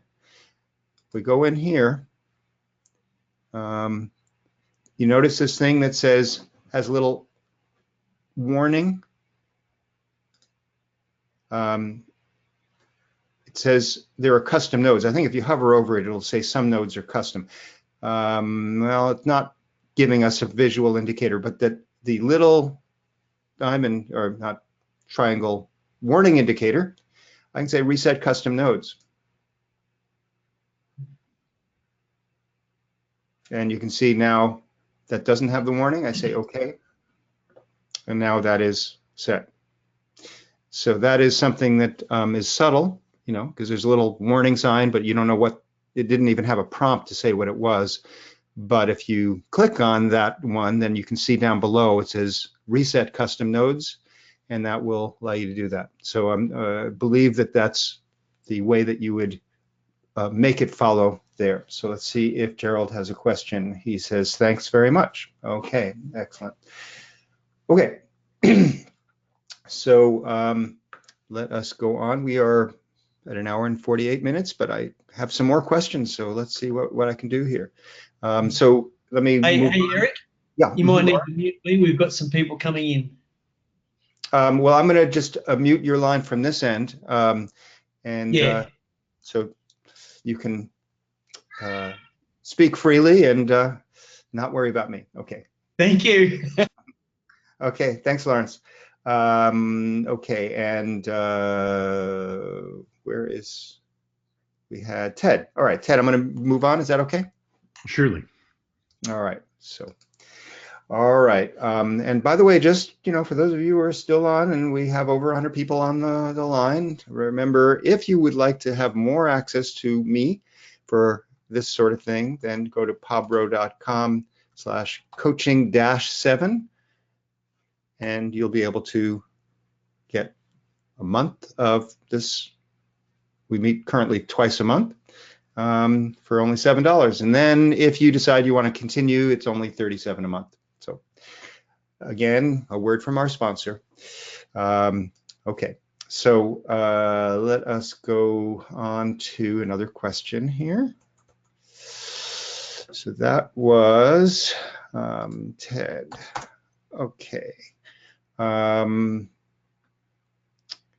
Okay, so I know that, let me just see here if, okay, I know Denmark Glenn may or may not still be on because it is probably pushing midnight. Let me see if this is Glenn Peterson. Do not see Glenn Peterson there. Okay, so we'll move on there. Besides that question, I didn't have a great answer. Very briefly, what he wanted to do was say, I'm putting in doors and windows that I want to match manufacturer's settings. In other words, hey, this manufacturer has these 12 window sizes available, and I want to be able to select them automatically from a pop-up. And the answer conceptually is that you can put into ArchiCAD data to say, here are the available sizes, and you can select them from those sizes and have it then update the library part to say, I want to use this size. It's not trivial. It's not like instant that I could show how that's done. And maybe I'll even create a tutorial on it. But conceptually, it's actually not hard. There are just some steps that aren't probably trivial to explain. So I'll keep that question and hopefully get to it another time. Now, I know, Lou Bishop, you had a question about window and door schedules that sort of relates a little bit to it, but I think it's a little different. So let us go on. Now, we have some people with finished schedules. Let me just see. For those of you who have submitted questions, I'm going to ask you to raise your hand if your question is like really urgent, like you really need an answer, and you just would be crushed if I don't get to it. Let me know, because I do, the squeaky wheel will get a little more grease. Let me see here if okay. Okay, so let's see. Dean Johnson, label tool support. Okay. Yeah, I don't know why I don't have you in there, Dean. I know you sent in that question. Here, let me just add you. Now, you're in Hawaii, so it's pretty early in the day there, so we don't have to worry about, at least it's not so late in the evening. All right, let's see. Lou Bishop, mine is a longer term question. Well, Lou, you're going to be on the call tomorrow, perhaps? Let me know, because you're always on my general coaching sessions. Let me just take Mark Renz's one, because there's some quick answers, and then there's some not so quick. Let's see if Mark's on the line here. Mark. No, he's not. All right, so quick question was, can you change the text style globally in a project? Like I want all my text to use a different font. The answer is no. You have to actually literally select every tool, the text tool, the label tool, the dimension tool, the marker tools like, the window marker settings, all of these things, and you have to change them individually. There's no preference setting that does all of the fonts all at once. And changing it on an existing project, like going through, you have to go through every view, like every story, every elevation or section, etc. So unfortunately, ArchiCAD does not make that easy. And he also wanted to say, can I make everything uppercase? And the answer is no, there's no option there either. If you had a long set of notes, you could copy them out to Word, change them to uppercase, paste them back in, but no simple thing. And he had some other questions related to zone info for finish schedule. Let's see if Saxon's on here. Is Saxon on? No, he's not. Okay, so I'll deal with him separately because those were finish schedules. Dan Wyckoff had an interesting question. Let's see, Dan. Dan, are you on? Yes, you are. Okay, let's see this. And I apologize for sort of picking out of the random who to answer, but obviously can't get to everybody all at the same time. Dan, your line is open. I'm not hearing you. You may have to choose your microphone in GoToMeeting or GoToWebinar in the audio controls. Okay, so I don't see anything there. So I'm not going to answer this until or unless Dan comes on, because it's more complicated to try to answer that. But Dan, if you do figure out a microphone, or if you want to call in, you can call in by phone. Now, it's possible Dan has stepped away from his desk, so he may not even be hearing me. Okay, so we'll move on then. Derval, let's see if you're on. No, you're not on. Okay, so that had an interesting thing about layout book having different colors indicated on sheets. And if any of you have seen that, let me just bring it up in case one of you has the answer. I think I know what to look for, but I don't have a specific answer without opening the file, but maybe one of you actually does. So he was saying, how come in the layout book, this layout is in blue here, and these are in green? Like, why do they have different colors? And I'm going to guess two things. It could be that if this is a teamwork project, the color relates to who owns it. In other words, if somebody's claimed that they're working on a sheet, it might have that color. If it's unclaimed, it might be just black. That, in terms of what he's got here, these are sheets, and these would be the drawings on the sheets that could be claimed as well. Now, that would be one choice. The other possibility might be that they've changed, they've been updated, and this is indicating they're out of date, or that there's been a change in a change order, like when you actually do mention that there's been a revision and you have an issue that says we issued it on this date and certain things have been changed since then, and you've made note of them, and then that may indicate that this has been a revision. So those are my guesses. If anybody has the answer, I would love to know. Okay. So Andy Travers says door schedule. Okay, Andy, I don't know if I didn't see your question there. I know I've been working with you on some other things. So let me go to the other ones that were submitted here.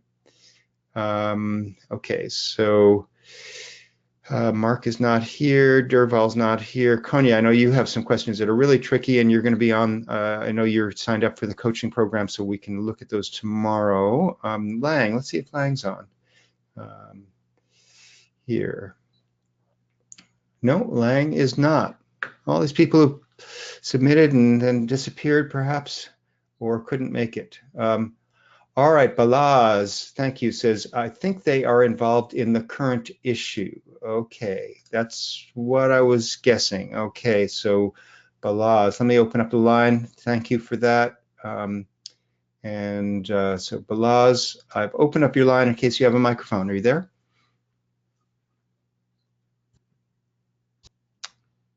I'm not hearing anything. Okay, so anyway, thank you for supplying that suggestion. I do think that it might have to do with revisions, and this is like maybe it's a new layout that's been added to the set, or it's a layout that's been changed in this revision, in this issue. All right, Balaj says he's listening to me while working, so obviously not a good time to be talking, perhaps. Okay, so that has to do with Derval there. So Lang is not on, Glenn is not on, Roger and Dean. Okay, well, let's see. I know I've been helping Roger with different things. Let's see if I can help Dean and then go to Roger's question here. So let's see if Dean is still on. Let's just check. Dean, here we go. All right. Hey, Dean. Your line is open. Now, I'm not hearing anything. Hello? Okay. So Dean's either not connected or doesn't is away from his desk. So let's see. Okay, Reg Green says, I've found they relate to the drawing, not in the current issue. So I guess if when you've added a drawing that isn't in the issue, then you get some color, and maybe the layout sheet also shows that the color as well. So it has to do with the issue. All right, James Power says, I'm still here if you have time to answer the dimension and note question. Okay, well, we potentially could do that. Roger had sent in something here. This would be fun. Let's see if I can get his, first of all, let's see if Roger is on. Roger, I've opened up your line. Are you there? Yes. Hooray, somebody's there at the other end. Okay, Roger, I know you sent a file, so let me just go and find that file. I think I may have downloaded it, Roger. Okay, questions 11, 14, 18. What version of ArchiCAD is it? 22. Okay, so we'll go here. So this spiral stair, let me go and just save this 500 megabyte file here with new stair here, and then we'll open up your file. So this is here.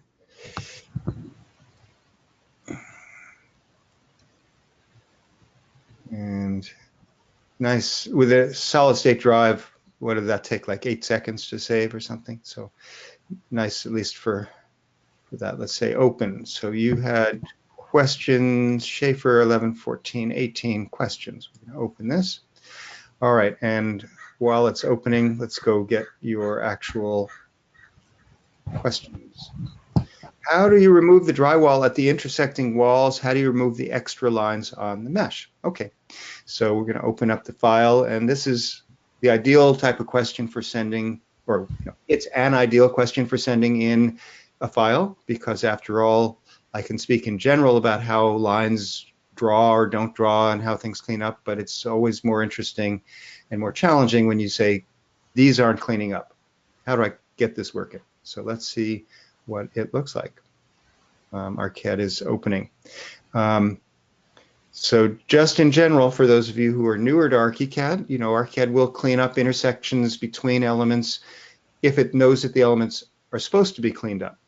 So what does that mean? If you have two walls on the same layer and they meet at a corner, ArchiCAD will do its darndest to make the intersection look right. If it meets in a T intersection, it'll also do what it thinks is the best thing based on the building materials, essentially which have priority. So you want to make sure that that's set properly. Now, when we have multiple elements meeting at a corner, like sometimes you have an outside corner and an inside wall joining, meeting that same area, then it can get trickier, and you can use something called junction order which can say, I would like to give these priority and then make the interior wall lower priority, would be a typical thing. So let's see here. So don't think we need to worry about the library parts because it's wall cleanup. So here's our wall cleanup. You sent me just a very simple file. No question where the question is. All right. Okay. So Roger, do you have an idea why this would have a line? I know we've talked about this many times and I keep forgetting where it is, but they do intersect correctly. All right. So this wall ends here. The other wall goes here. Looks good to me. What I mean by that is that the wall theoretically goes to meet the reference line in ArchiCAD, so it should say, you know what, I want to clean these up.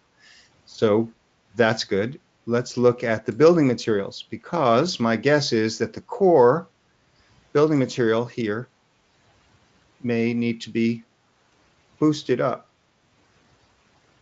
Where is the core building material? There's the gypsum board.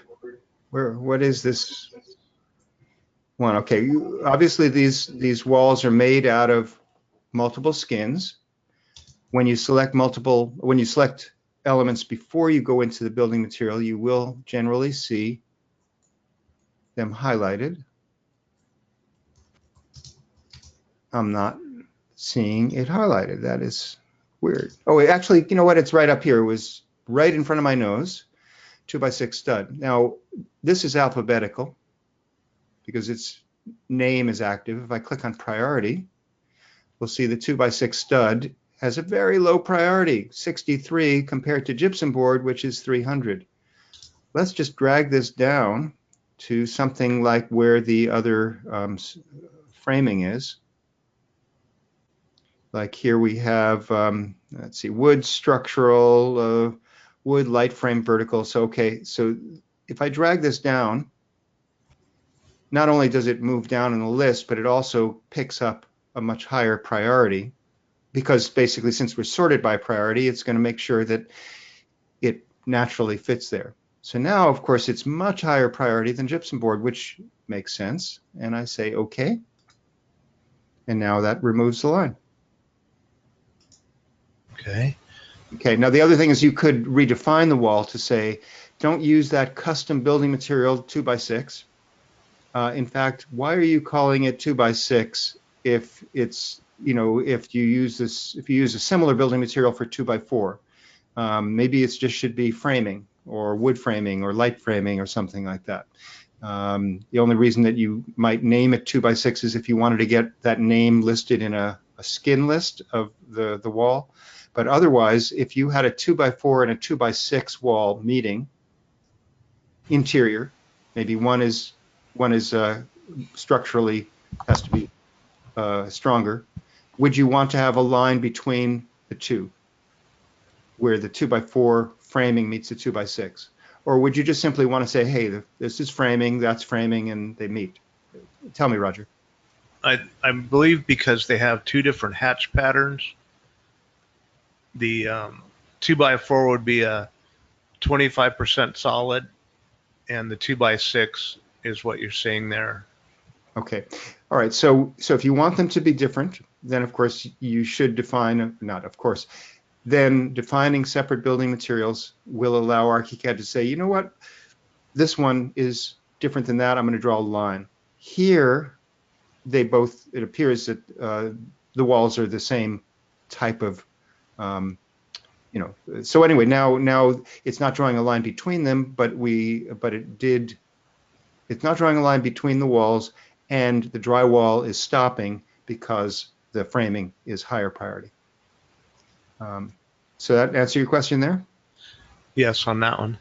Okay, so now let's go to this mesh. All right, so this mesh here has a bunch of dots on it. Those dots are point samples. They're basically saying, you know, each one of these is an elevation. And as most of you know pretty well, this is a common thing for when you're doing topo or contour lines.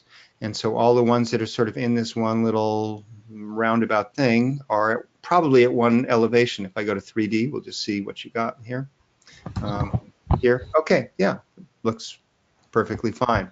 Now in 3D, we've got a setting active that says, let's see, where is it? All ridges smooth. If I change that to all ridges sharp, we're going to see what it's actually doing behind the scenes is it's triangulating all of the points that you've defined, and between every single point and adjacent points is a line, and it's going to be triangulating it. Now it's actually taking a while. I've got a spinning beach ball right now here. Even though this is not a particularly big mesh, I mean, I don't know how big it is in terms of distance, but it doesn't look extraordinarily complicated, but it's taking a long time, probably because you have so many points on it. And hopefully I didn't crash or anything. It's still spinning. I know there it is. Okay, it finally came up. All right, so this has got a lot of polygons on it, but this is how it's controlled in 3D. I'll put it on all ridges smooth, and it goes back. Now, if I go back to the floor plan and we look at the settings in floor plan and section here, there is an option that says the ridge selection, show all ridges. If I say no, show user-defined ridges, then you're going to have what you want here, right? So that was the floor plan and section, show user-defined ridges only.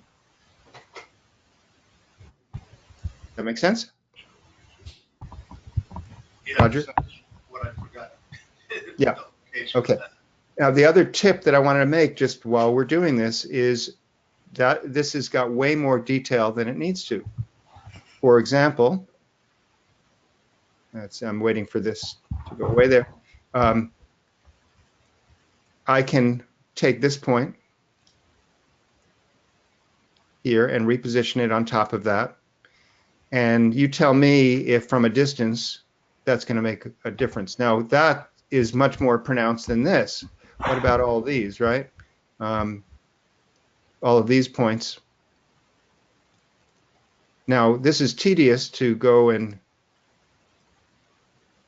do this, but basically what you probably did, I'm guessing, is you probably did the magic wand to create this? Yes. All right, so when you do the magic wand, you're at the mercy of the source file in terms of how many dots there are here, because it's basically tracing every single point where your CAD file had a node, and you're ending up with way, way, way too many points in here. Now, you know, if you open this up on your machine and it performs perfectly, then don't worry about it. But in general, let's say if I look at this, I would say, give me a dozen points, and I could make this look pretty good. How many are there? Probably 30 or 40, right? Now, you may say, oh, well, that's only, 2 or 3 times as many, but it's a geometric thing. So 2 or 3 times, let's say it's 3 times as many, and there's 3 times as many here. You're going to have 9 times as much polygons here, and it goes through the whole thing. And in fact, you probably would reduce your polygon count to 10% of what it was if you intelligently traced it manually rather than magic wand. And the thing is, let's say the building is up in this area. When you cut a section, this is the only place that you really need to be precise. The other stuff is just context. It's generally going up over this way. It's generally coming down that way, right? So you don't really need all that much detail if it's simply just to show the lay of the land. Okay. All right. So Roger, is that good? Yes, that got them both. Thank you. Okay, great. Thanks for your questions. Let me side notes here. So Balaz talks about the building material list. This is from a few minutes ago. If you click on the first column, it's going to sort them by used. So that is a point. So when we were in the list, you could sort by name, which I did, sort by priority, which is critical because you have to make sure things are at the right priority. And you can also sort them by used. There's a little checkbox to say whether it's used or not. The which if you were doing global cleanup on your project and you're just saying, I just want to fix the minimum things that I need to make this work, then you would focus on the ones that are used. But in general, I think it's important to just select the things that are intersecting that you have problems with, and then you can highlight the ones that are in use and adjust which ones have priority. Okay, so Dean says, now I lost audio, need to go to a meeting, bummed I didn't make the cut. Okay, Dean, sorry about that. But I know Dean has also been on some of my the coaching program calls, so perhaps he can come on tomorrow's call. Okay, so Konya says, since the questions will be for tomorrow, answer another question. So let's see if I can get Konya on here, if you're still on. All right, by the way, it's 3:15, so we've gone 2¼ hours now. Just as a note, if you're interested in my help with coaching, go to bobrow.com/coaching-7, so COACHING-7, and you'll see the opportunity to sign up for a month for $7 and continue if you wish. Then you'll have the opportunity to ask me questions, maybe not endlessly, but a lot. All right, so Konya, your line is open. Hi, Eric. How are you? Good, Konya. So I know you had some complicated questions. You said that, can I answer this question about renovation filters and graphic overrides that I mentioned earlier? I was wondering what role property manager, structural display, and 3D styles play with them. All right, let me go to my sample project where we have a remodel context. All right. Now you're saying structural display. All right, so let's just answer these in sort of one at a time. So structural display, if I zoom in on this, allows me to say, you know what, I'd like to see this, just the core of the walls. Okay, and now we're seeing just what's defined as core. Now it looks like the interior sheathing here might be inaccurately defined as core. Let me see, entire model. Well, I'm not quite sure if that is core there or not. Let's look at the definition. But that's what partial structure display is. It allows you to look at things with different amounts of the skins taken on or off here. By the way, I'm just going to put it into take off the extra line weight thing here, and let's go to core only. And interesting. Oh, you know what's happening here? The wall skin did disappear when I went to core, but this is a fill that is just to designate the area. So this is a manually placed fill just to indicate something, and it was drawn only to the skin. So, you know, actually there was no problem with the wall definition. But that's what partial structure display is. Does that make sense? Yes. Okay, you would use that when you want to send a DWG file to a structural engineer. Okay. Where you say, hey, I'm going to send you just the core of the load-bearing walls, at least what I see, and please analyze this, give me feedback, help me, you know, do whatever design you need to make this work. Oh, I see. So, Eric, the structural display has no special connection to the graphic override and renovation filters. But generally, I wanted to ask you if thanks for the explanation, but generally, I want to know the organization and the connection that you briefly described between all these graphic overrides and renovation filters. And I was wondering if you can just, you know, point it a little bit further. Okay, so without going into every little bit, the basic idea is that when you have a view in the view map, and so let's say I had this existing elevation that I was looking at, we go to the settings, there's a whole lot of different things that you can be playing around with here. So this existing elevation was saying, in the renovation filter only, you know, use the existing plan one, which means show the existing stuff, don't show the new stuff. Don't override anything, just show the new and demo stuff as it was before, you know, the project, any construction happened. All right, so that's one thing. We also have layers. So typically for elevations, you're going to have the structure of the building, etc. But you're going to turn off the furniture. You're going to maybe turn off the trees and certain other things that you don't want to see. So that's the layers. Between those two, there are all of these other controls. What scale is it? In some cases, you may want to have a simple one. You have a huge project, you want to have it at a small scale. Others at a different scale. Of course, for sections, you may have a wall section that's at a larger scale than an overall section, etc. Here's our partial structure display. So all of these things are part of the view setting. So when I double click on a view, not only do I bring it up on screen, but I also activate all of these settings. And so that's why if you have a DWG file view for the structural engineer and you say, give me just the core of the walls, when you double click on that view, bang, you have just that information. And if you also say, turn off the skins or simplify the doors and windows with the model view options, then you're sending the structural engineer a drawing that has just the core and doors and windows just indicated diagrammatically, not in detail, right? Does that make sense? That totally makes sense. Great. Okay. Thank you very much, Eric.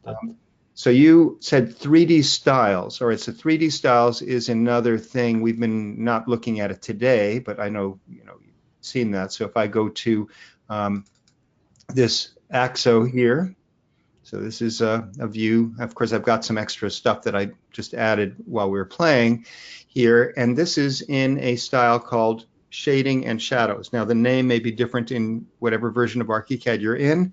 And 3D styles were introduced in, was it version 20 or 21? I think it's 20. If I open it up here, and by the way, you can get there also under the view menu, 3D view options, and then there's 3D styles there. So this is basically saying how do you want to look at it? So for example, if I say, I'd like to look at it as a white model, well, what does that do?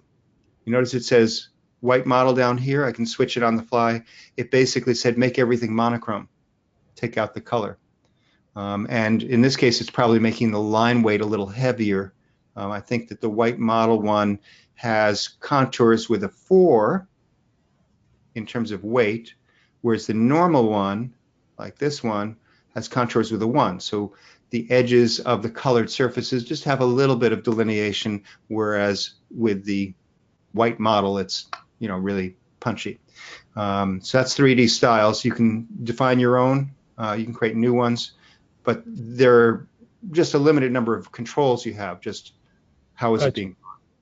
So Eric, is there any specific special connection between them, or some sort of approach for architects to use them, and that is your own? Well, it's really what we say. Is there any connection between all of these options down below?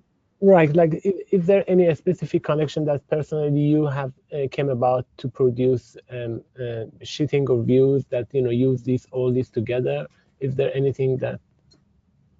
Well, I think anyone who's architecturally trained will have not only standards they're trying to produce drawings, but also preferences, styles. Like, hey, I like having the line weights this way, or I like having my drawings arranged in this way.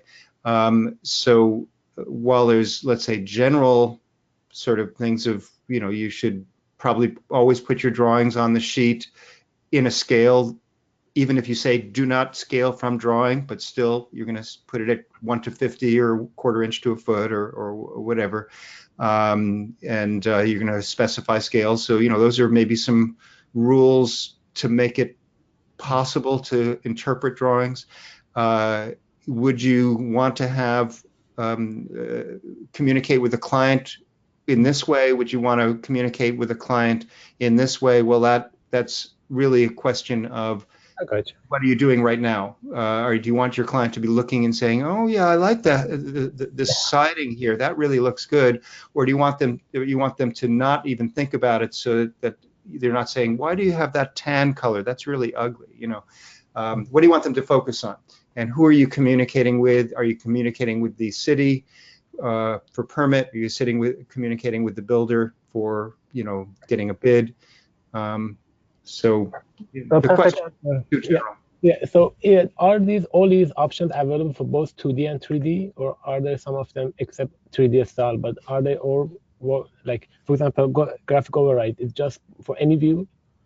Well, if we go to graphic overrides, what you'll see is that graphic overrides, let's say here's cardboard model. It's basically saying, make certain things look a certain way, or let's look at condoc. So condoc is in master template, is the short term for construction documents. It's basically saying if you want a general construction document, how is this going to look? And the only change here, the only override is say, we don't want the zones to have a color. We can leave them on in other cases, but for most construction documents, I've turned that off. If we go to presentation here, we have some other options here. Now, some of these things like no shadows relate to 3D only. Some things like cut fills relate to both plan views when you cut through walls and 3D views when you have a cutaway. So these overrides are available for any editable view. I would say, well, let's say any graphic view. So that means plans, sections, elevations, details, 3D window views, 3D document views, etc.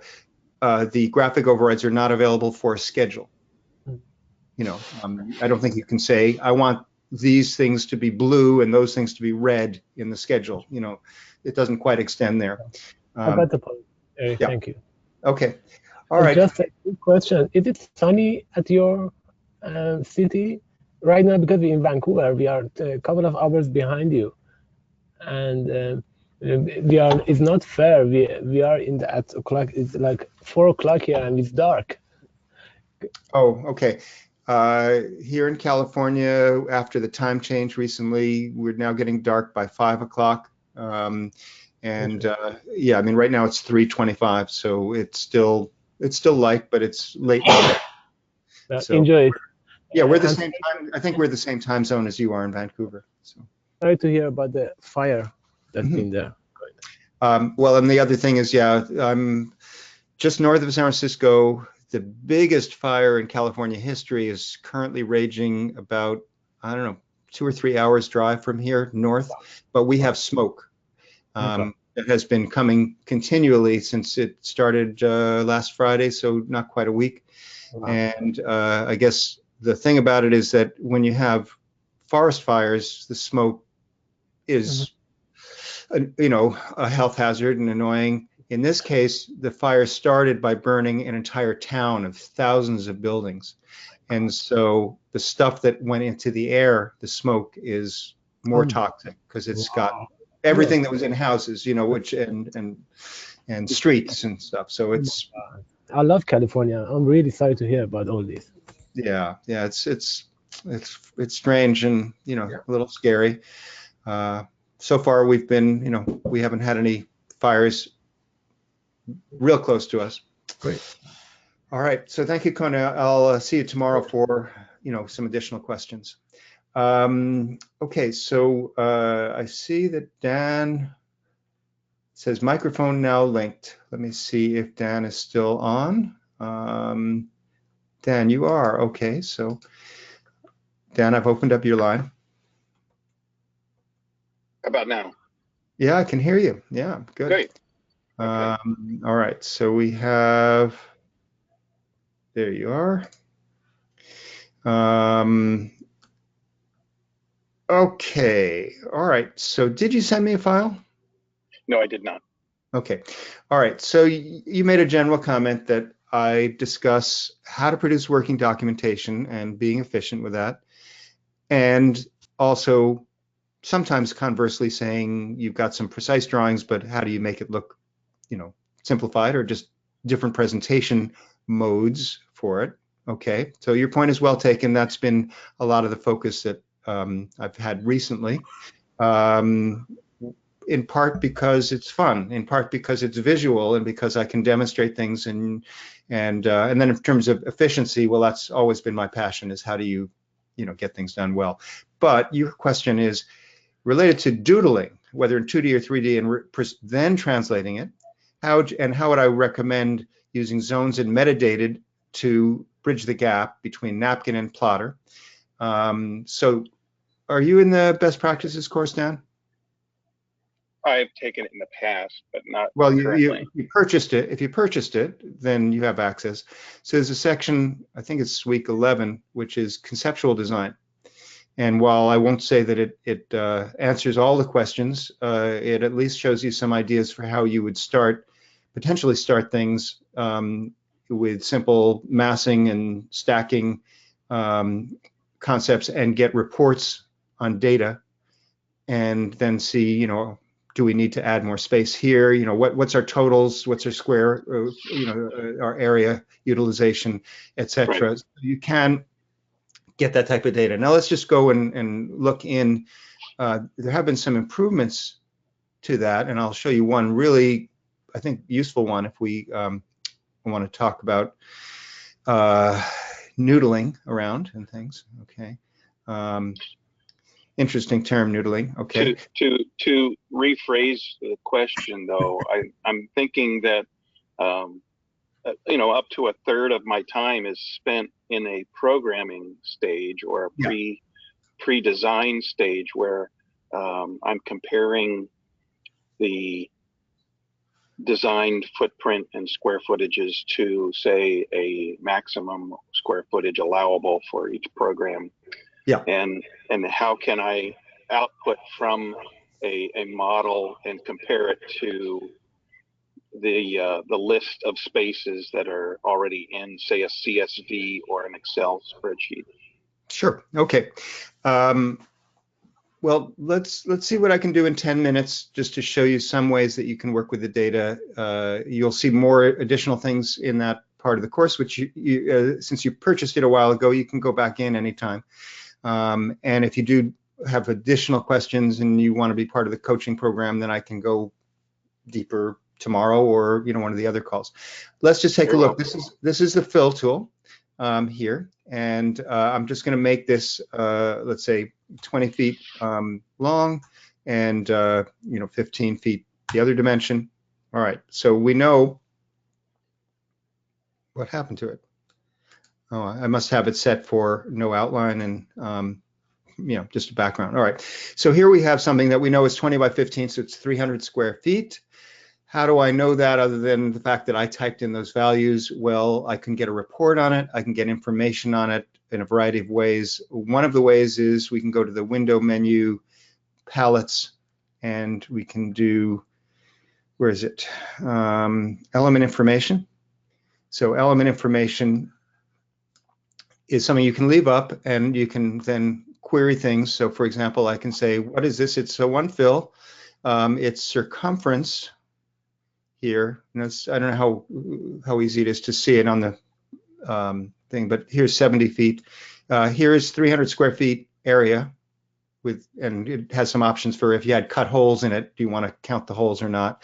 And there's some things here for 3D that don't relate to fills. All right, so that's one way of doing it, and you can select multiple fills and you can get that data there. The fill tool has an interesting option here to show the area text. So when I click on that, you can see that it is showing 300 square feet. I just clicked on it. The format of this and the placement of that can be moved around. So if I select this, I can go literally, select it and select it, go here. I should be able to move this. Maybe I have to be in the arrow tool. Arrow tool, and this I can move off to the side. It's still reporting the same data. So if I were to take this and say expand it by, well, you can see 356, it updated, okay? And this one also updated. So we can see things like, like that. Now, if we want to do reports in master template, we happen to have schedules that include gross areas. All right. Double click on gross areas. What do we get? Well, something's being reported here. 2 fills and something else. Okay. Well, why isn't it showing that fill, and what the heck are these things? Well, let's look at the scheme settings. The scheme settings says, all right, if we're going to list things that are fills or zones that are not part of the legend, which is referenced externally, so it's a hot link, and it's on a certain layer called U drawing area calculations. So in other words, all I have to do to get it on here is to put it on the layer that this particular scheme is showing. So if I go back to the floor plan here and I say, I would like to schedule this because this is useful information. Let's just change it from the ArchiCAD layer to well, let's see, probably have to temporarily turn on, oh no, wait, did I have that there? Where I don't see it. Oh, area identifier. Let's just go and turn on all layers. I'm just going to temporarily turn on show and unlock all layers. Now all those layers will be available, and I can switch the element here to was it under U drawing area calcs? Okay, there we go. And I actually could be using the layer combination for area calcs, which is condoc. I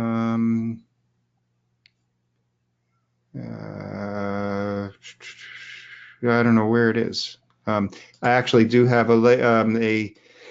here we have a plan that's for area calc plans, and here it is.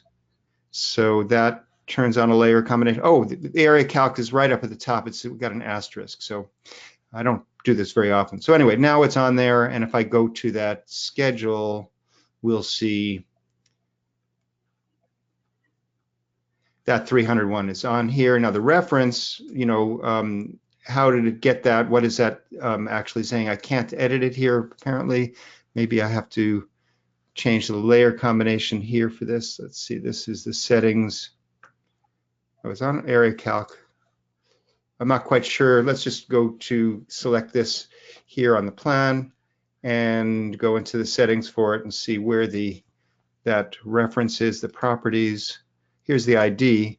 Now, for some reason, let's just see if this is room 1 here. There, and if we go back to that schedule, does it say room 1? No, it does not. So where is it? Oh, here it is, room 1. Yeah, there it is. Okay, so I don't know why right now it's not allowing me to edit it in the schedule, but we should be able to edit this in the schedule. There must be some setting that I've got incorrect. Now, if we did tabulate multiple ones, we could also sort them so that they would total up by area usage, like offices versus reception versus storage versus hardscape, landscape, etc. So you can get all sorts of totaling in there. An interesting thing that was added in a couple of years, I don't know, 2 or 3 years ago, is the ability to not only change this based on just I want to make it bigger in some way, but there is an option that says I would like to change its shape but keep the area. Click there, and now look what happens here. You notice that as I make this longer here, it's getting narrower, and it's maintaining the 300 square feet. So that's an interesting option to know about. Now, this is the fill tool. And of course, the fill tool is a quick, simple thing, and you can just make multiple fills and move them around just as little building blocks and doodle. You can also use the zone tool. So the zone tool, very briefly, because we're going for so long here. The zone tool is this one.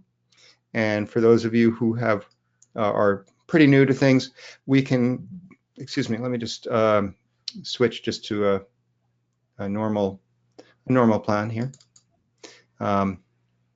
So the zone tool is on area identifier zones. Let's go to actually room finish plans here.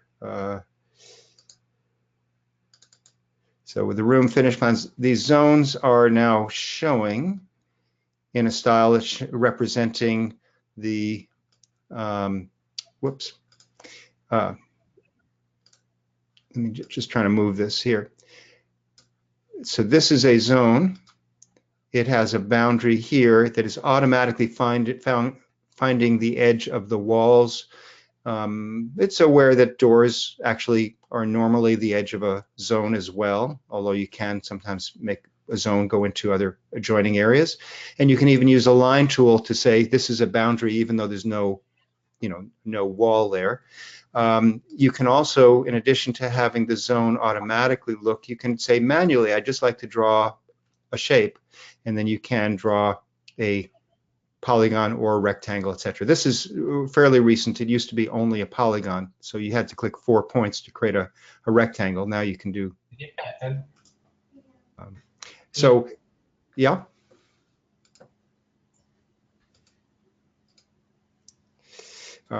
So this zone stamp here, or this zone here, you can see that it's reporting some interesting information. It's reporting a name and a room number. It's also reporting the area. I'm, pretty sure 41 square feet, makes sense given that the other one was 300, and this is, well, how big is? Oh, the other one disappeared because I was. It's on a different layer. Anyway, so you can get reports on zones. Now, if I go to the edge here, we have that same option of keeping that. So if you wanted to use zones, you could do the same thing. Right now, the zone probably is set to not have a boundary or not show the line. We could say I would like to, that's floor plan contour line. That's the one here. So as I said, the zone can follow the walls, or you can do the zones just as a space planning tool. And the zones show up in 3D? Zones can show up in 3D. So if I select the zone, what you'll see is, hello? Is someone else on the line? All right, so the zone has category, which gives it a color if you do show colors on plan. It has floor plan information. It has possibly a stamp showing with, text and maybe calculations. It also has model information such as what will it look like if you show it in 3D. Now, commonly you don't show zones in 3D, but you can easily show them if you just change your 3D filter. So what do I mean by that? Let me just go and draw a little marquee here. All right, so this marquee is going to show whatever's inside here. And if I go to 3D with it, we're going to see, all right, there's a little chunk of the building, but where is the zone? All right, well, if you go to the View menu, Elements in 3D View, Filter and Cut Elements in 3D, or use the keyboard shortcut, you'll see that it says that it's going to show all of these elements in 3D except for zones. Turn that on.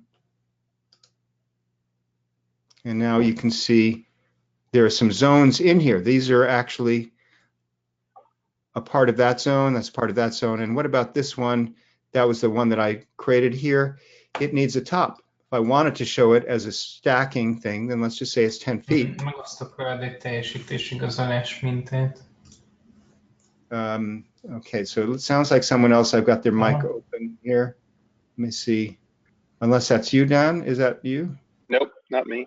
Okay, so, oh, I see Balaz. Balaz, interesting. So Balaz, I had opened up Balaz's line a while ago. He may or may not be paying attention to me. I'm going to just mute his line because, all right. So anyway, there you go, Dan, how you can, the very beginnings of how you can use either fills, which are purely 2D, or zones, which are 2D and possibly 3D. Both of them can be calculated. You can get reports. You can have, 28 offices and a conference room and cafeteria and lobby and stuff, and you can say, give me a report and say, put it into a spreadsheet, and you can compare that. Now, there's no direct way in ArchiCAD to compare that report to your program requirements, but you can export it as a spreadsheet and then look at that data. Do zones allow for user-defined parameters that you could put in, say, program space? Yeah. Mm-hmm. Okay. Yeah. Yeah. So Yeah. if we look at here, I've got a zone selected. All right. Now, a zone is got, first of all, a concept of a category. So that's for grouping. But the category also determines what stamp will be available. So the stamp is what we see on the plan. Now, stamps can be very simple, like just show the room name. They can also show calculated areas, things like that.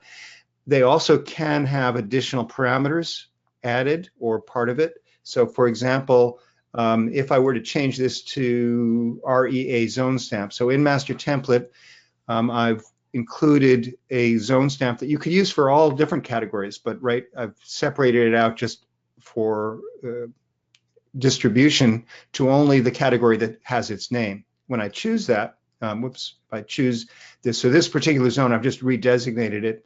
Now you notice the stamp changed and the stamp custom settings here.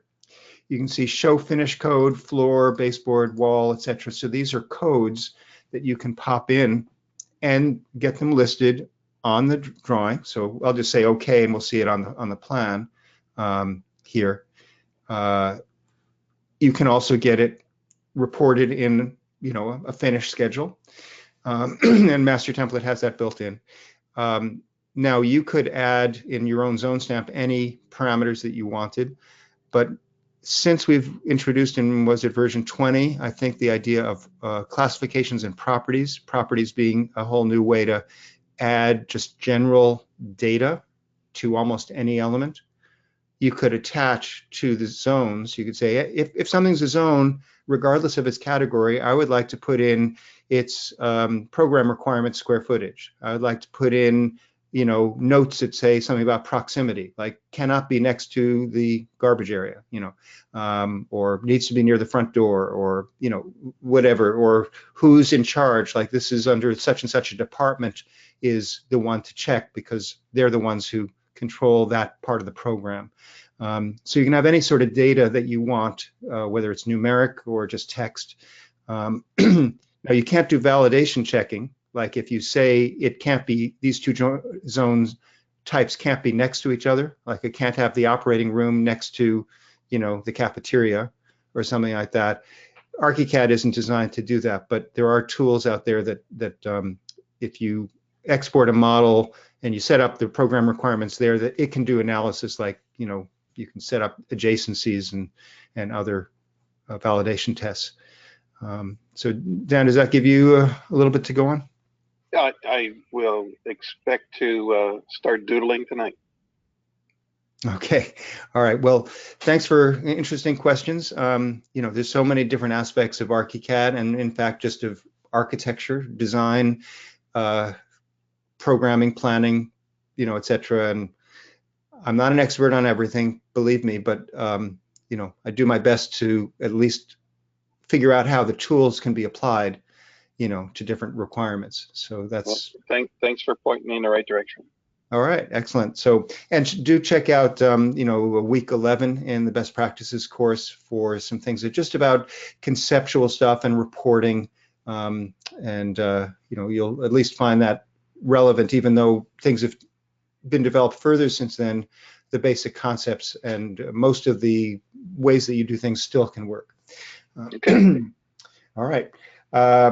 So I think we've been going 2 3/4 hours. Let's see if anybody has a last minute thing so Dave Norman says so long and thanks. Balaz says, can you set the core finish other property? All right. Well, Balaz, you've contributed a bunch. If you are, your microphone was open earlier. Let's see if Balaz, I've opened up your mic again. Are you there?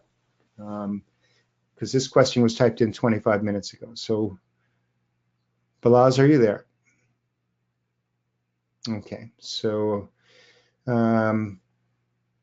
it's a complicated question about core finish and other properties to single skinned walls. All right, it's better if I were to get clarification there.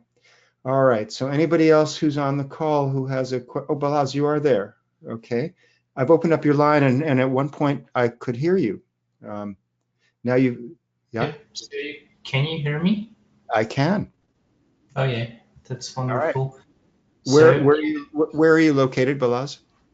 in Budapest, Hungary. You're in Budapest. Okay, excellent. Did I pronounce your name in the right, almost right? Yep, it's Balázs. Balázs. Okay, okay, that's maybe a little bit better. All right, Balázs. Okay, so let me read off what you said, and then you can clarify. Can you set the core, finish, other properties, which have to do with composites, and you're saying this skin is core, this part is finish, and in between there may be some things called other. Can you set it to single skinned walls? It would be really quite useful for detailed structural modeling when you have to offset each skin. Thus, composites are not cutting it anymore. Profiles could be an option, but that's not really efficient in my opinion, drawing the composite with offset modifiers at the ends. Another option would be to create single layered composites, but that's just so Revity. Okay, so single skinned walls, and you want to be able to like put a skin next to another wall with a gap or something? No, actually, so when you're going to model something in detail, for instance, for construction documentation, for instance, an exterior wall base, when the insulation that touches the ground, it needs to be XPS to be protected against water, and on top you have a different material. You cannot offset.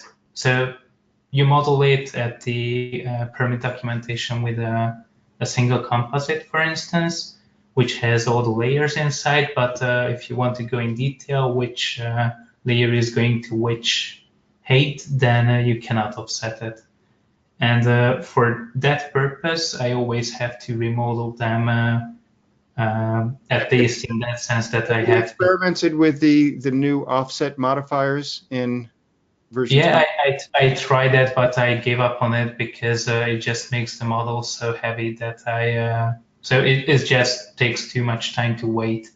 Okay, so in your model, you got it to look okay, but the trade-off was that all of a sudden your 3D views or your sections took longer to generate? Yep. Okay, yep. All right. And so if you explode the composites, then you cannot use the structural filters anymore, because in a single skin wall or in a slab, for that example as well, you cannot set whether something is a core or finish or if it's something else.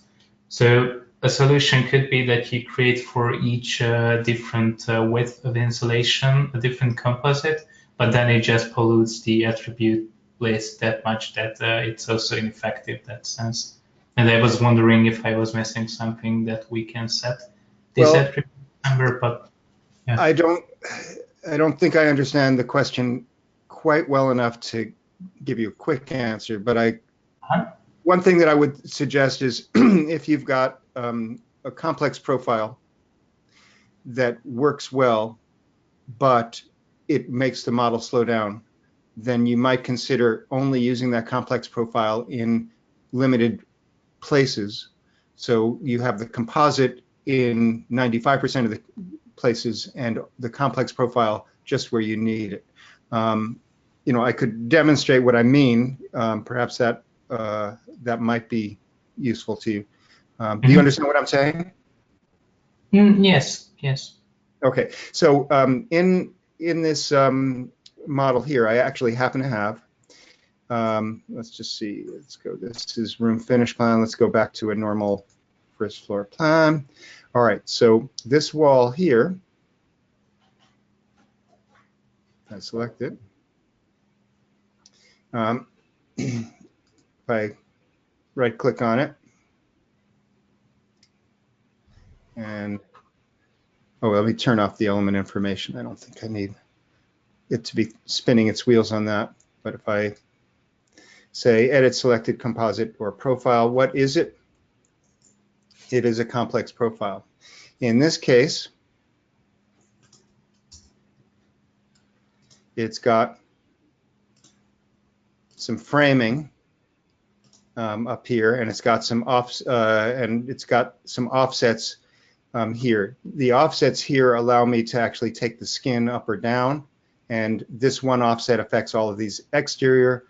This offset affects that one, so you can reveal or extend it up or down. The overall stretch here is between this line here, which is below the framing, and the top of this framing here. So basically the wall can be any height in between, and the framing is just going to float with, in this case, a double plate on top and a single plate on bottom. Now, this is got a little bit of complication, or let's say it's a little bit complicated, and it may be even more than it looks like at first, because what you may not know is that each one of these is a separate element. In order to get the lines, I actually have to make them out of separate building materials so that ArchiCAD will draw the lines in all cases. Not super complex, but it's definitely complicated. Now this is based on, its name is AMT wall, exterior 2x4 stucco, etc. here, and it has the word profile, okay? So let's just look on plan at what if I had a set of walls. So we just do the wall tool, and let's see, turn that off. Let's just go. Come on now. What's going on here? Oh, sometimes when you click on something, it just was waiting for me to finish whatever that click is before it'll do anything else here. All right, so here's the wall tool, and come on now. Here's the wall tool. All right, so now I'm going to go and instead of doing that profile here, I'm going to go to the just a composite here. So and this is exterior 2x4. I think it's the same wall type here, and I'm just going to draw a little box, except that those don't have the insulation. So I think that there is a related one that has insulated 2x4 stucco. Let's see, insol plus plywood. There we go. Okay, that's probably the matching one. Now, if I drop this and I inject it in here, all right, it actually has been changed, I believe, to that. Let's just see if I select it. This is the, no, it hasn't. Let's see if I go. I drop this. Sometimes I'm moving a little too quickly here, and then inject. Did it go? Oh yeah, okay, it did. It just shifted a little bit because it's probably a slightly different definition or something like that. And I can see a little bit of an issue here in terms of the cleanup, but you can see it's actually a different wall type there. But overall, I think you should be able to have a good cleanup. And if we were to go in here, and I'm just going to demonstrate this, if I go to 3D with just those elements, and God, that's weird, the outside being like that. But if I were to do a cutaway, so turn on cutaway and say, move this, come on now. I want to do a vertical cutaway. Okay, I'm going to do a custom cutaway here, create custom cutting plane based on this. And come on now. There, okay, now it's there and I can finalize this. Where's my finalize here? All right, so you can see that aside from the fact that this is a slightly different actual profile, that it is matching that. If I were to take this back up, actually, come on, take the profile back up here, we'd be able to see it. So I guess I'm being a little bit clumsy here. My computer's being a little bit little hard to control, maybe out of context. Oh, there it is. Okay. So I've sent you a screenshot, and maybe that is going to give you some more context. So it's mainly about controlling things in section, and it seems that yeah, you're having a bit of a trouble controlling the different offsets Yeah. and in a section, what I was saying as well, that if you're working with offset modifiers, it's just way too slow, because when you're starting adjusting things, it just drags. But if you could take a look at that as well, so maybe it's Mm-hmm. an issue with my computer. Are you in a MacBook Pro as well? No, I'm on a Mac one here, but let me just do a section through here. That's just set up a favorite for a temporary section here, and open this up.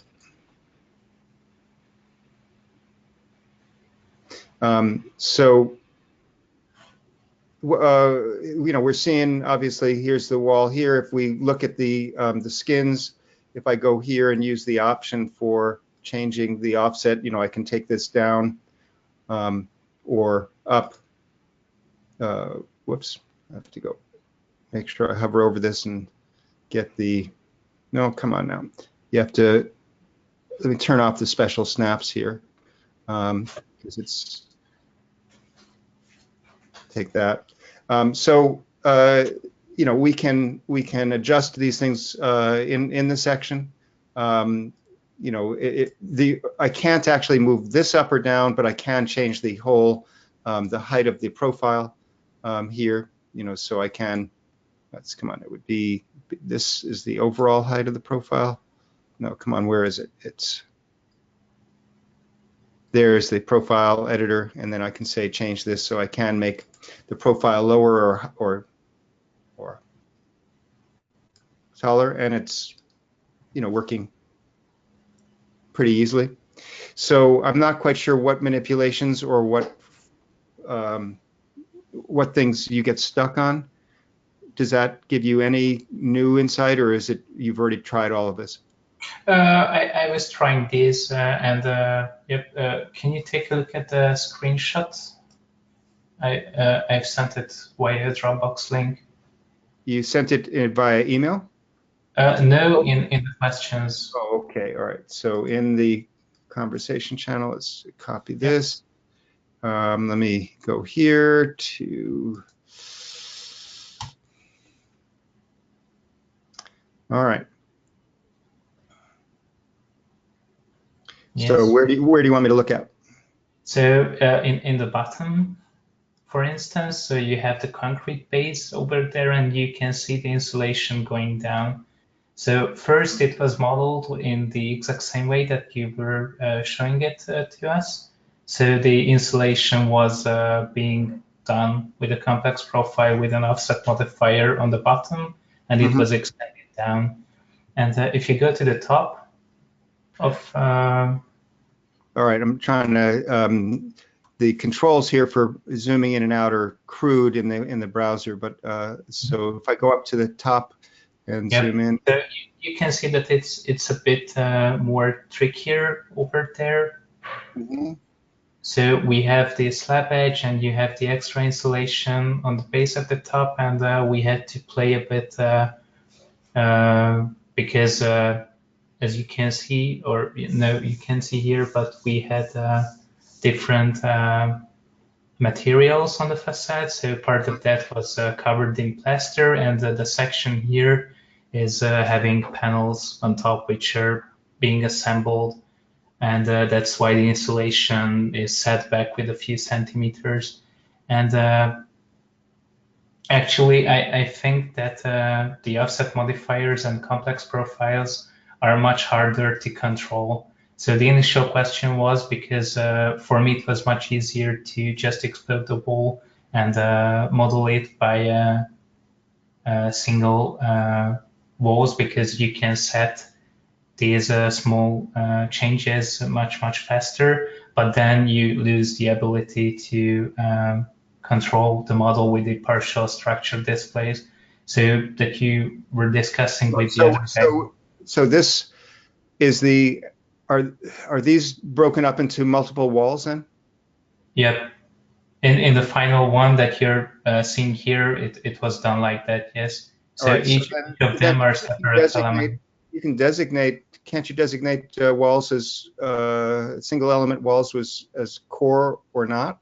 Or is that one of the things? Yeah, so that's what I cannot seem to do. Oh, okay. All right. Now I understand at least what you're attempting to do. So just if I go back to the plan here, if I have a wall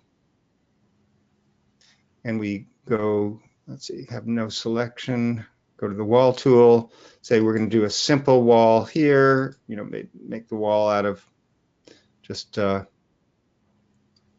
see, come on, generic exterior here, and draw just a simple piece. All right, so this wall here, what is it, how is it designated? If I go to this, we can say whether it's load bearing or not here. Yep. So but see that you do not have an option for saying in terms of partial structure display, whether it is core or otherwise. Okay. So that way partial structure display won't work for that purpose. So you probably have to use layers for that purpose and just say designate that the ones that are not core would be on a different layer. Yeah, so in the end, I ended up creating composites for each, where you only have one layer with the desired thickness.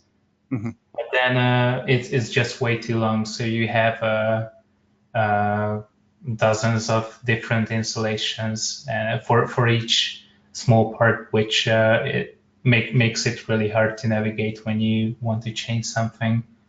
And that's why I wanted to ask you this question, whether you have something in mind to make it manageable. It sounds like you're working around the limitations in ArchiCAD fairly well. It is possible that something with the offset modifiers that maybe you're not taking advantage of that power. Like you said, oh, it's really cumbersome because we have all these different conditions. If you wanted me to look more deeply at your particular model and give me, I'm just going to say half a dozen different conditions that you want to model, say, you know, look at this wall section, look at that wall section, look at this one, you know, here are 5 different conditions. What's the simplest way to model those so that we're using a minimum of parts and not having to, you know, have so many? Maybe I can help you. I don't know. Mm-hmm. Okay. That's how I would approach it, is to say, all right, we can't handle an infinite number of potential things, but we can take the 80 or 90% or the 95% of the cases where you say, well, you know, over here we have this case, over there we have that case, and let's see out of those 6 different conditions if we can simplify your modeling environment. Mm-hmm. So if you want to be part of the coaching program, I can look at that a little further. If you want to just contract with me separately, you know, I can do that on a consulting basis. And if it's just like something would be nice to improve, but you are okay, then, you know, I think you've just posed an interesting question. Okay, thanks. I will think about it. All right. And Balazs, thank you for your comments earlier about some of the things about the drawing issue. That was helpful. You're welcome. All right. Okay. So I think Joel Karakos has created a composite wall with only one element. Yes, Balazs actually has tried that and says it's just annoying, but it does work. Yeah, so Joel, that is correct. You can create a composite with only one skin and designate that skin as surface or as finish or other. So that works, but it has now you're creating a bunch of elements. But yeah, that's the way to do it. Now, one thing, Balazs, I don't know, just in terms of composites, now you can change the thickness of the composite on the fly. In a way that you couldn't before. So in other words, if you are using a generic thing that's going to be cladding of a certain type, but sometimes it's one thickness and sometimes it's another, you can change that. And so you don't need to have a bunch of different composites for different thicknesses of the element. So that's that's related to the offset modifier, but it's actually just part of the stretch zone. All right, so we've been going 3 hours. Thank you all for joining me. If you're interested in the ArchiCAD coaching program, go to bobrow.com/coaching. That tells you details. If you want the special offer, bobrow.com/coaching-7, so a hyphen and 7, and then you'll be able to actually sign up for the first month for $7 and no commitment. So it's just something I'm trying as an experiment to say, you know what, maybe I can get more people to try this out, help more people, and some of you may stick around and say, you know, this helps you get the work out the door. So it's been my pleasure working with you and all of the other ArchiCAD users, entering my 30th year, and look forward to sharing more. I will be posting a bunch of new videos, actually starting tonight or tomorrow, because I've already created 3 new ones that haven't been published yet. So look for those. And it's Black Friday all month long. If you are watching this during November 2018, I've got a special deal. If you go to my website, bobrow.com, you'll see information about that. All right. Thank you for joining me today. This has been Eric Bobrow, and thanks for watching. All right, so I see a bunch of thanks, Steve, Andrew, Paul, Joel. Okay, appreciate everybody's thanks. Take care.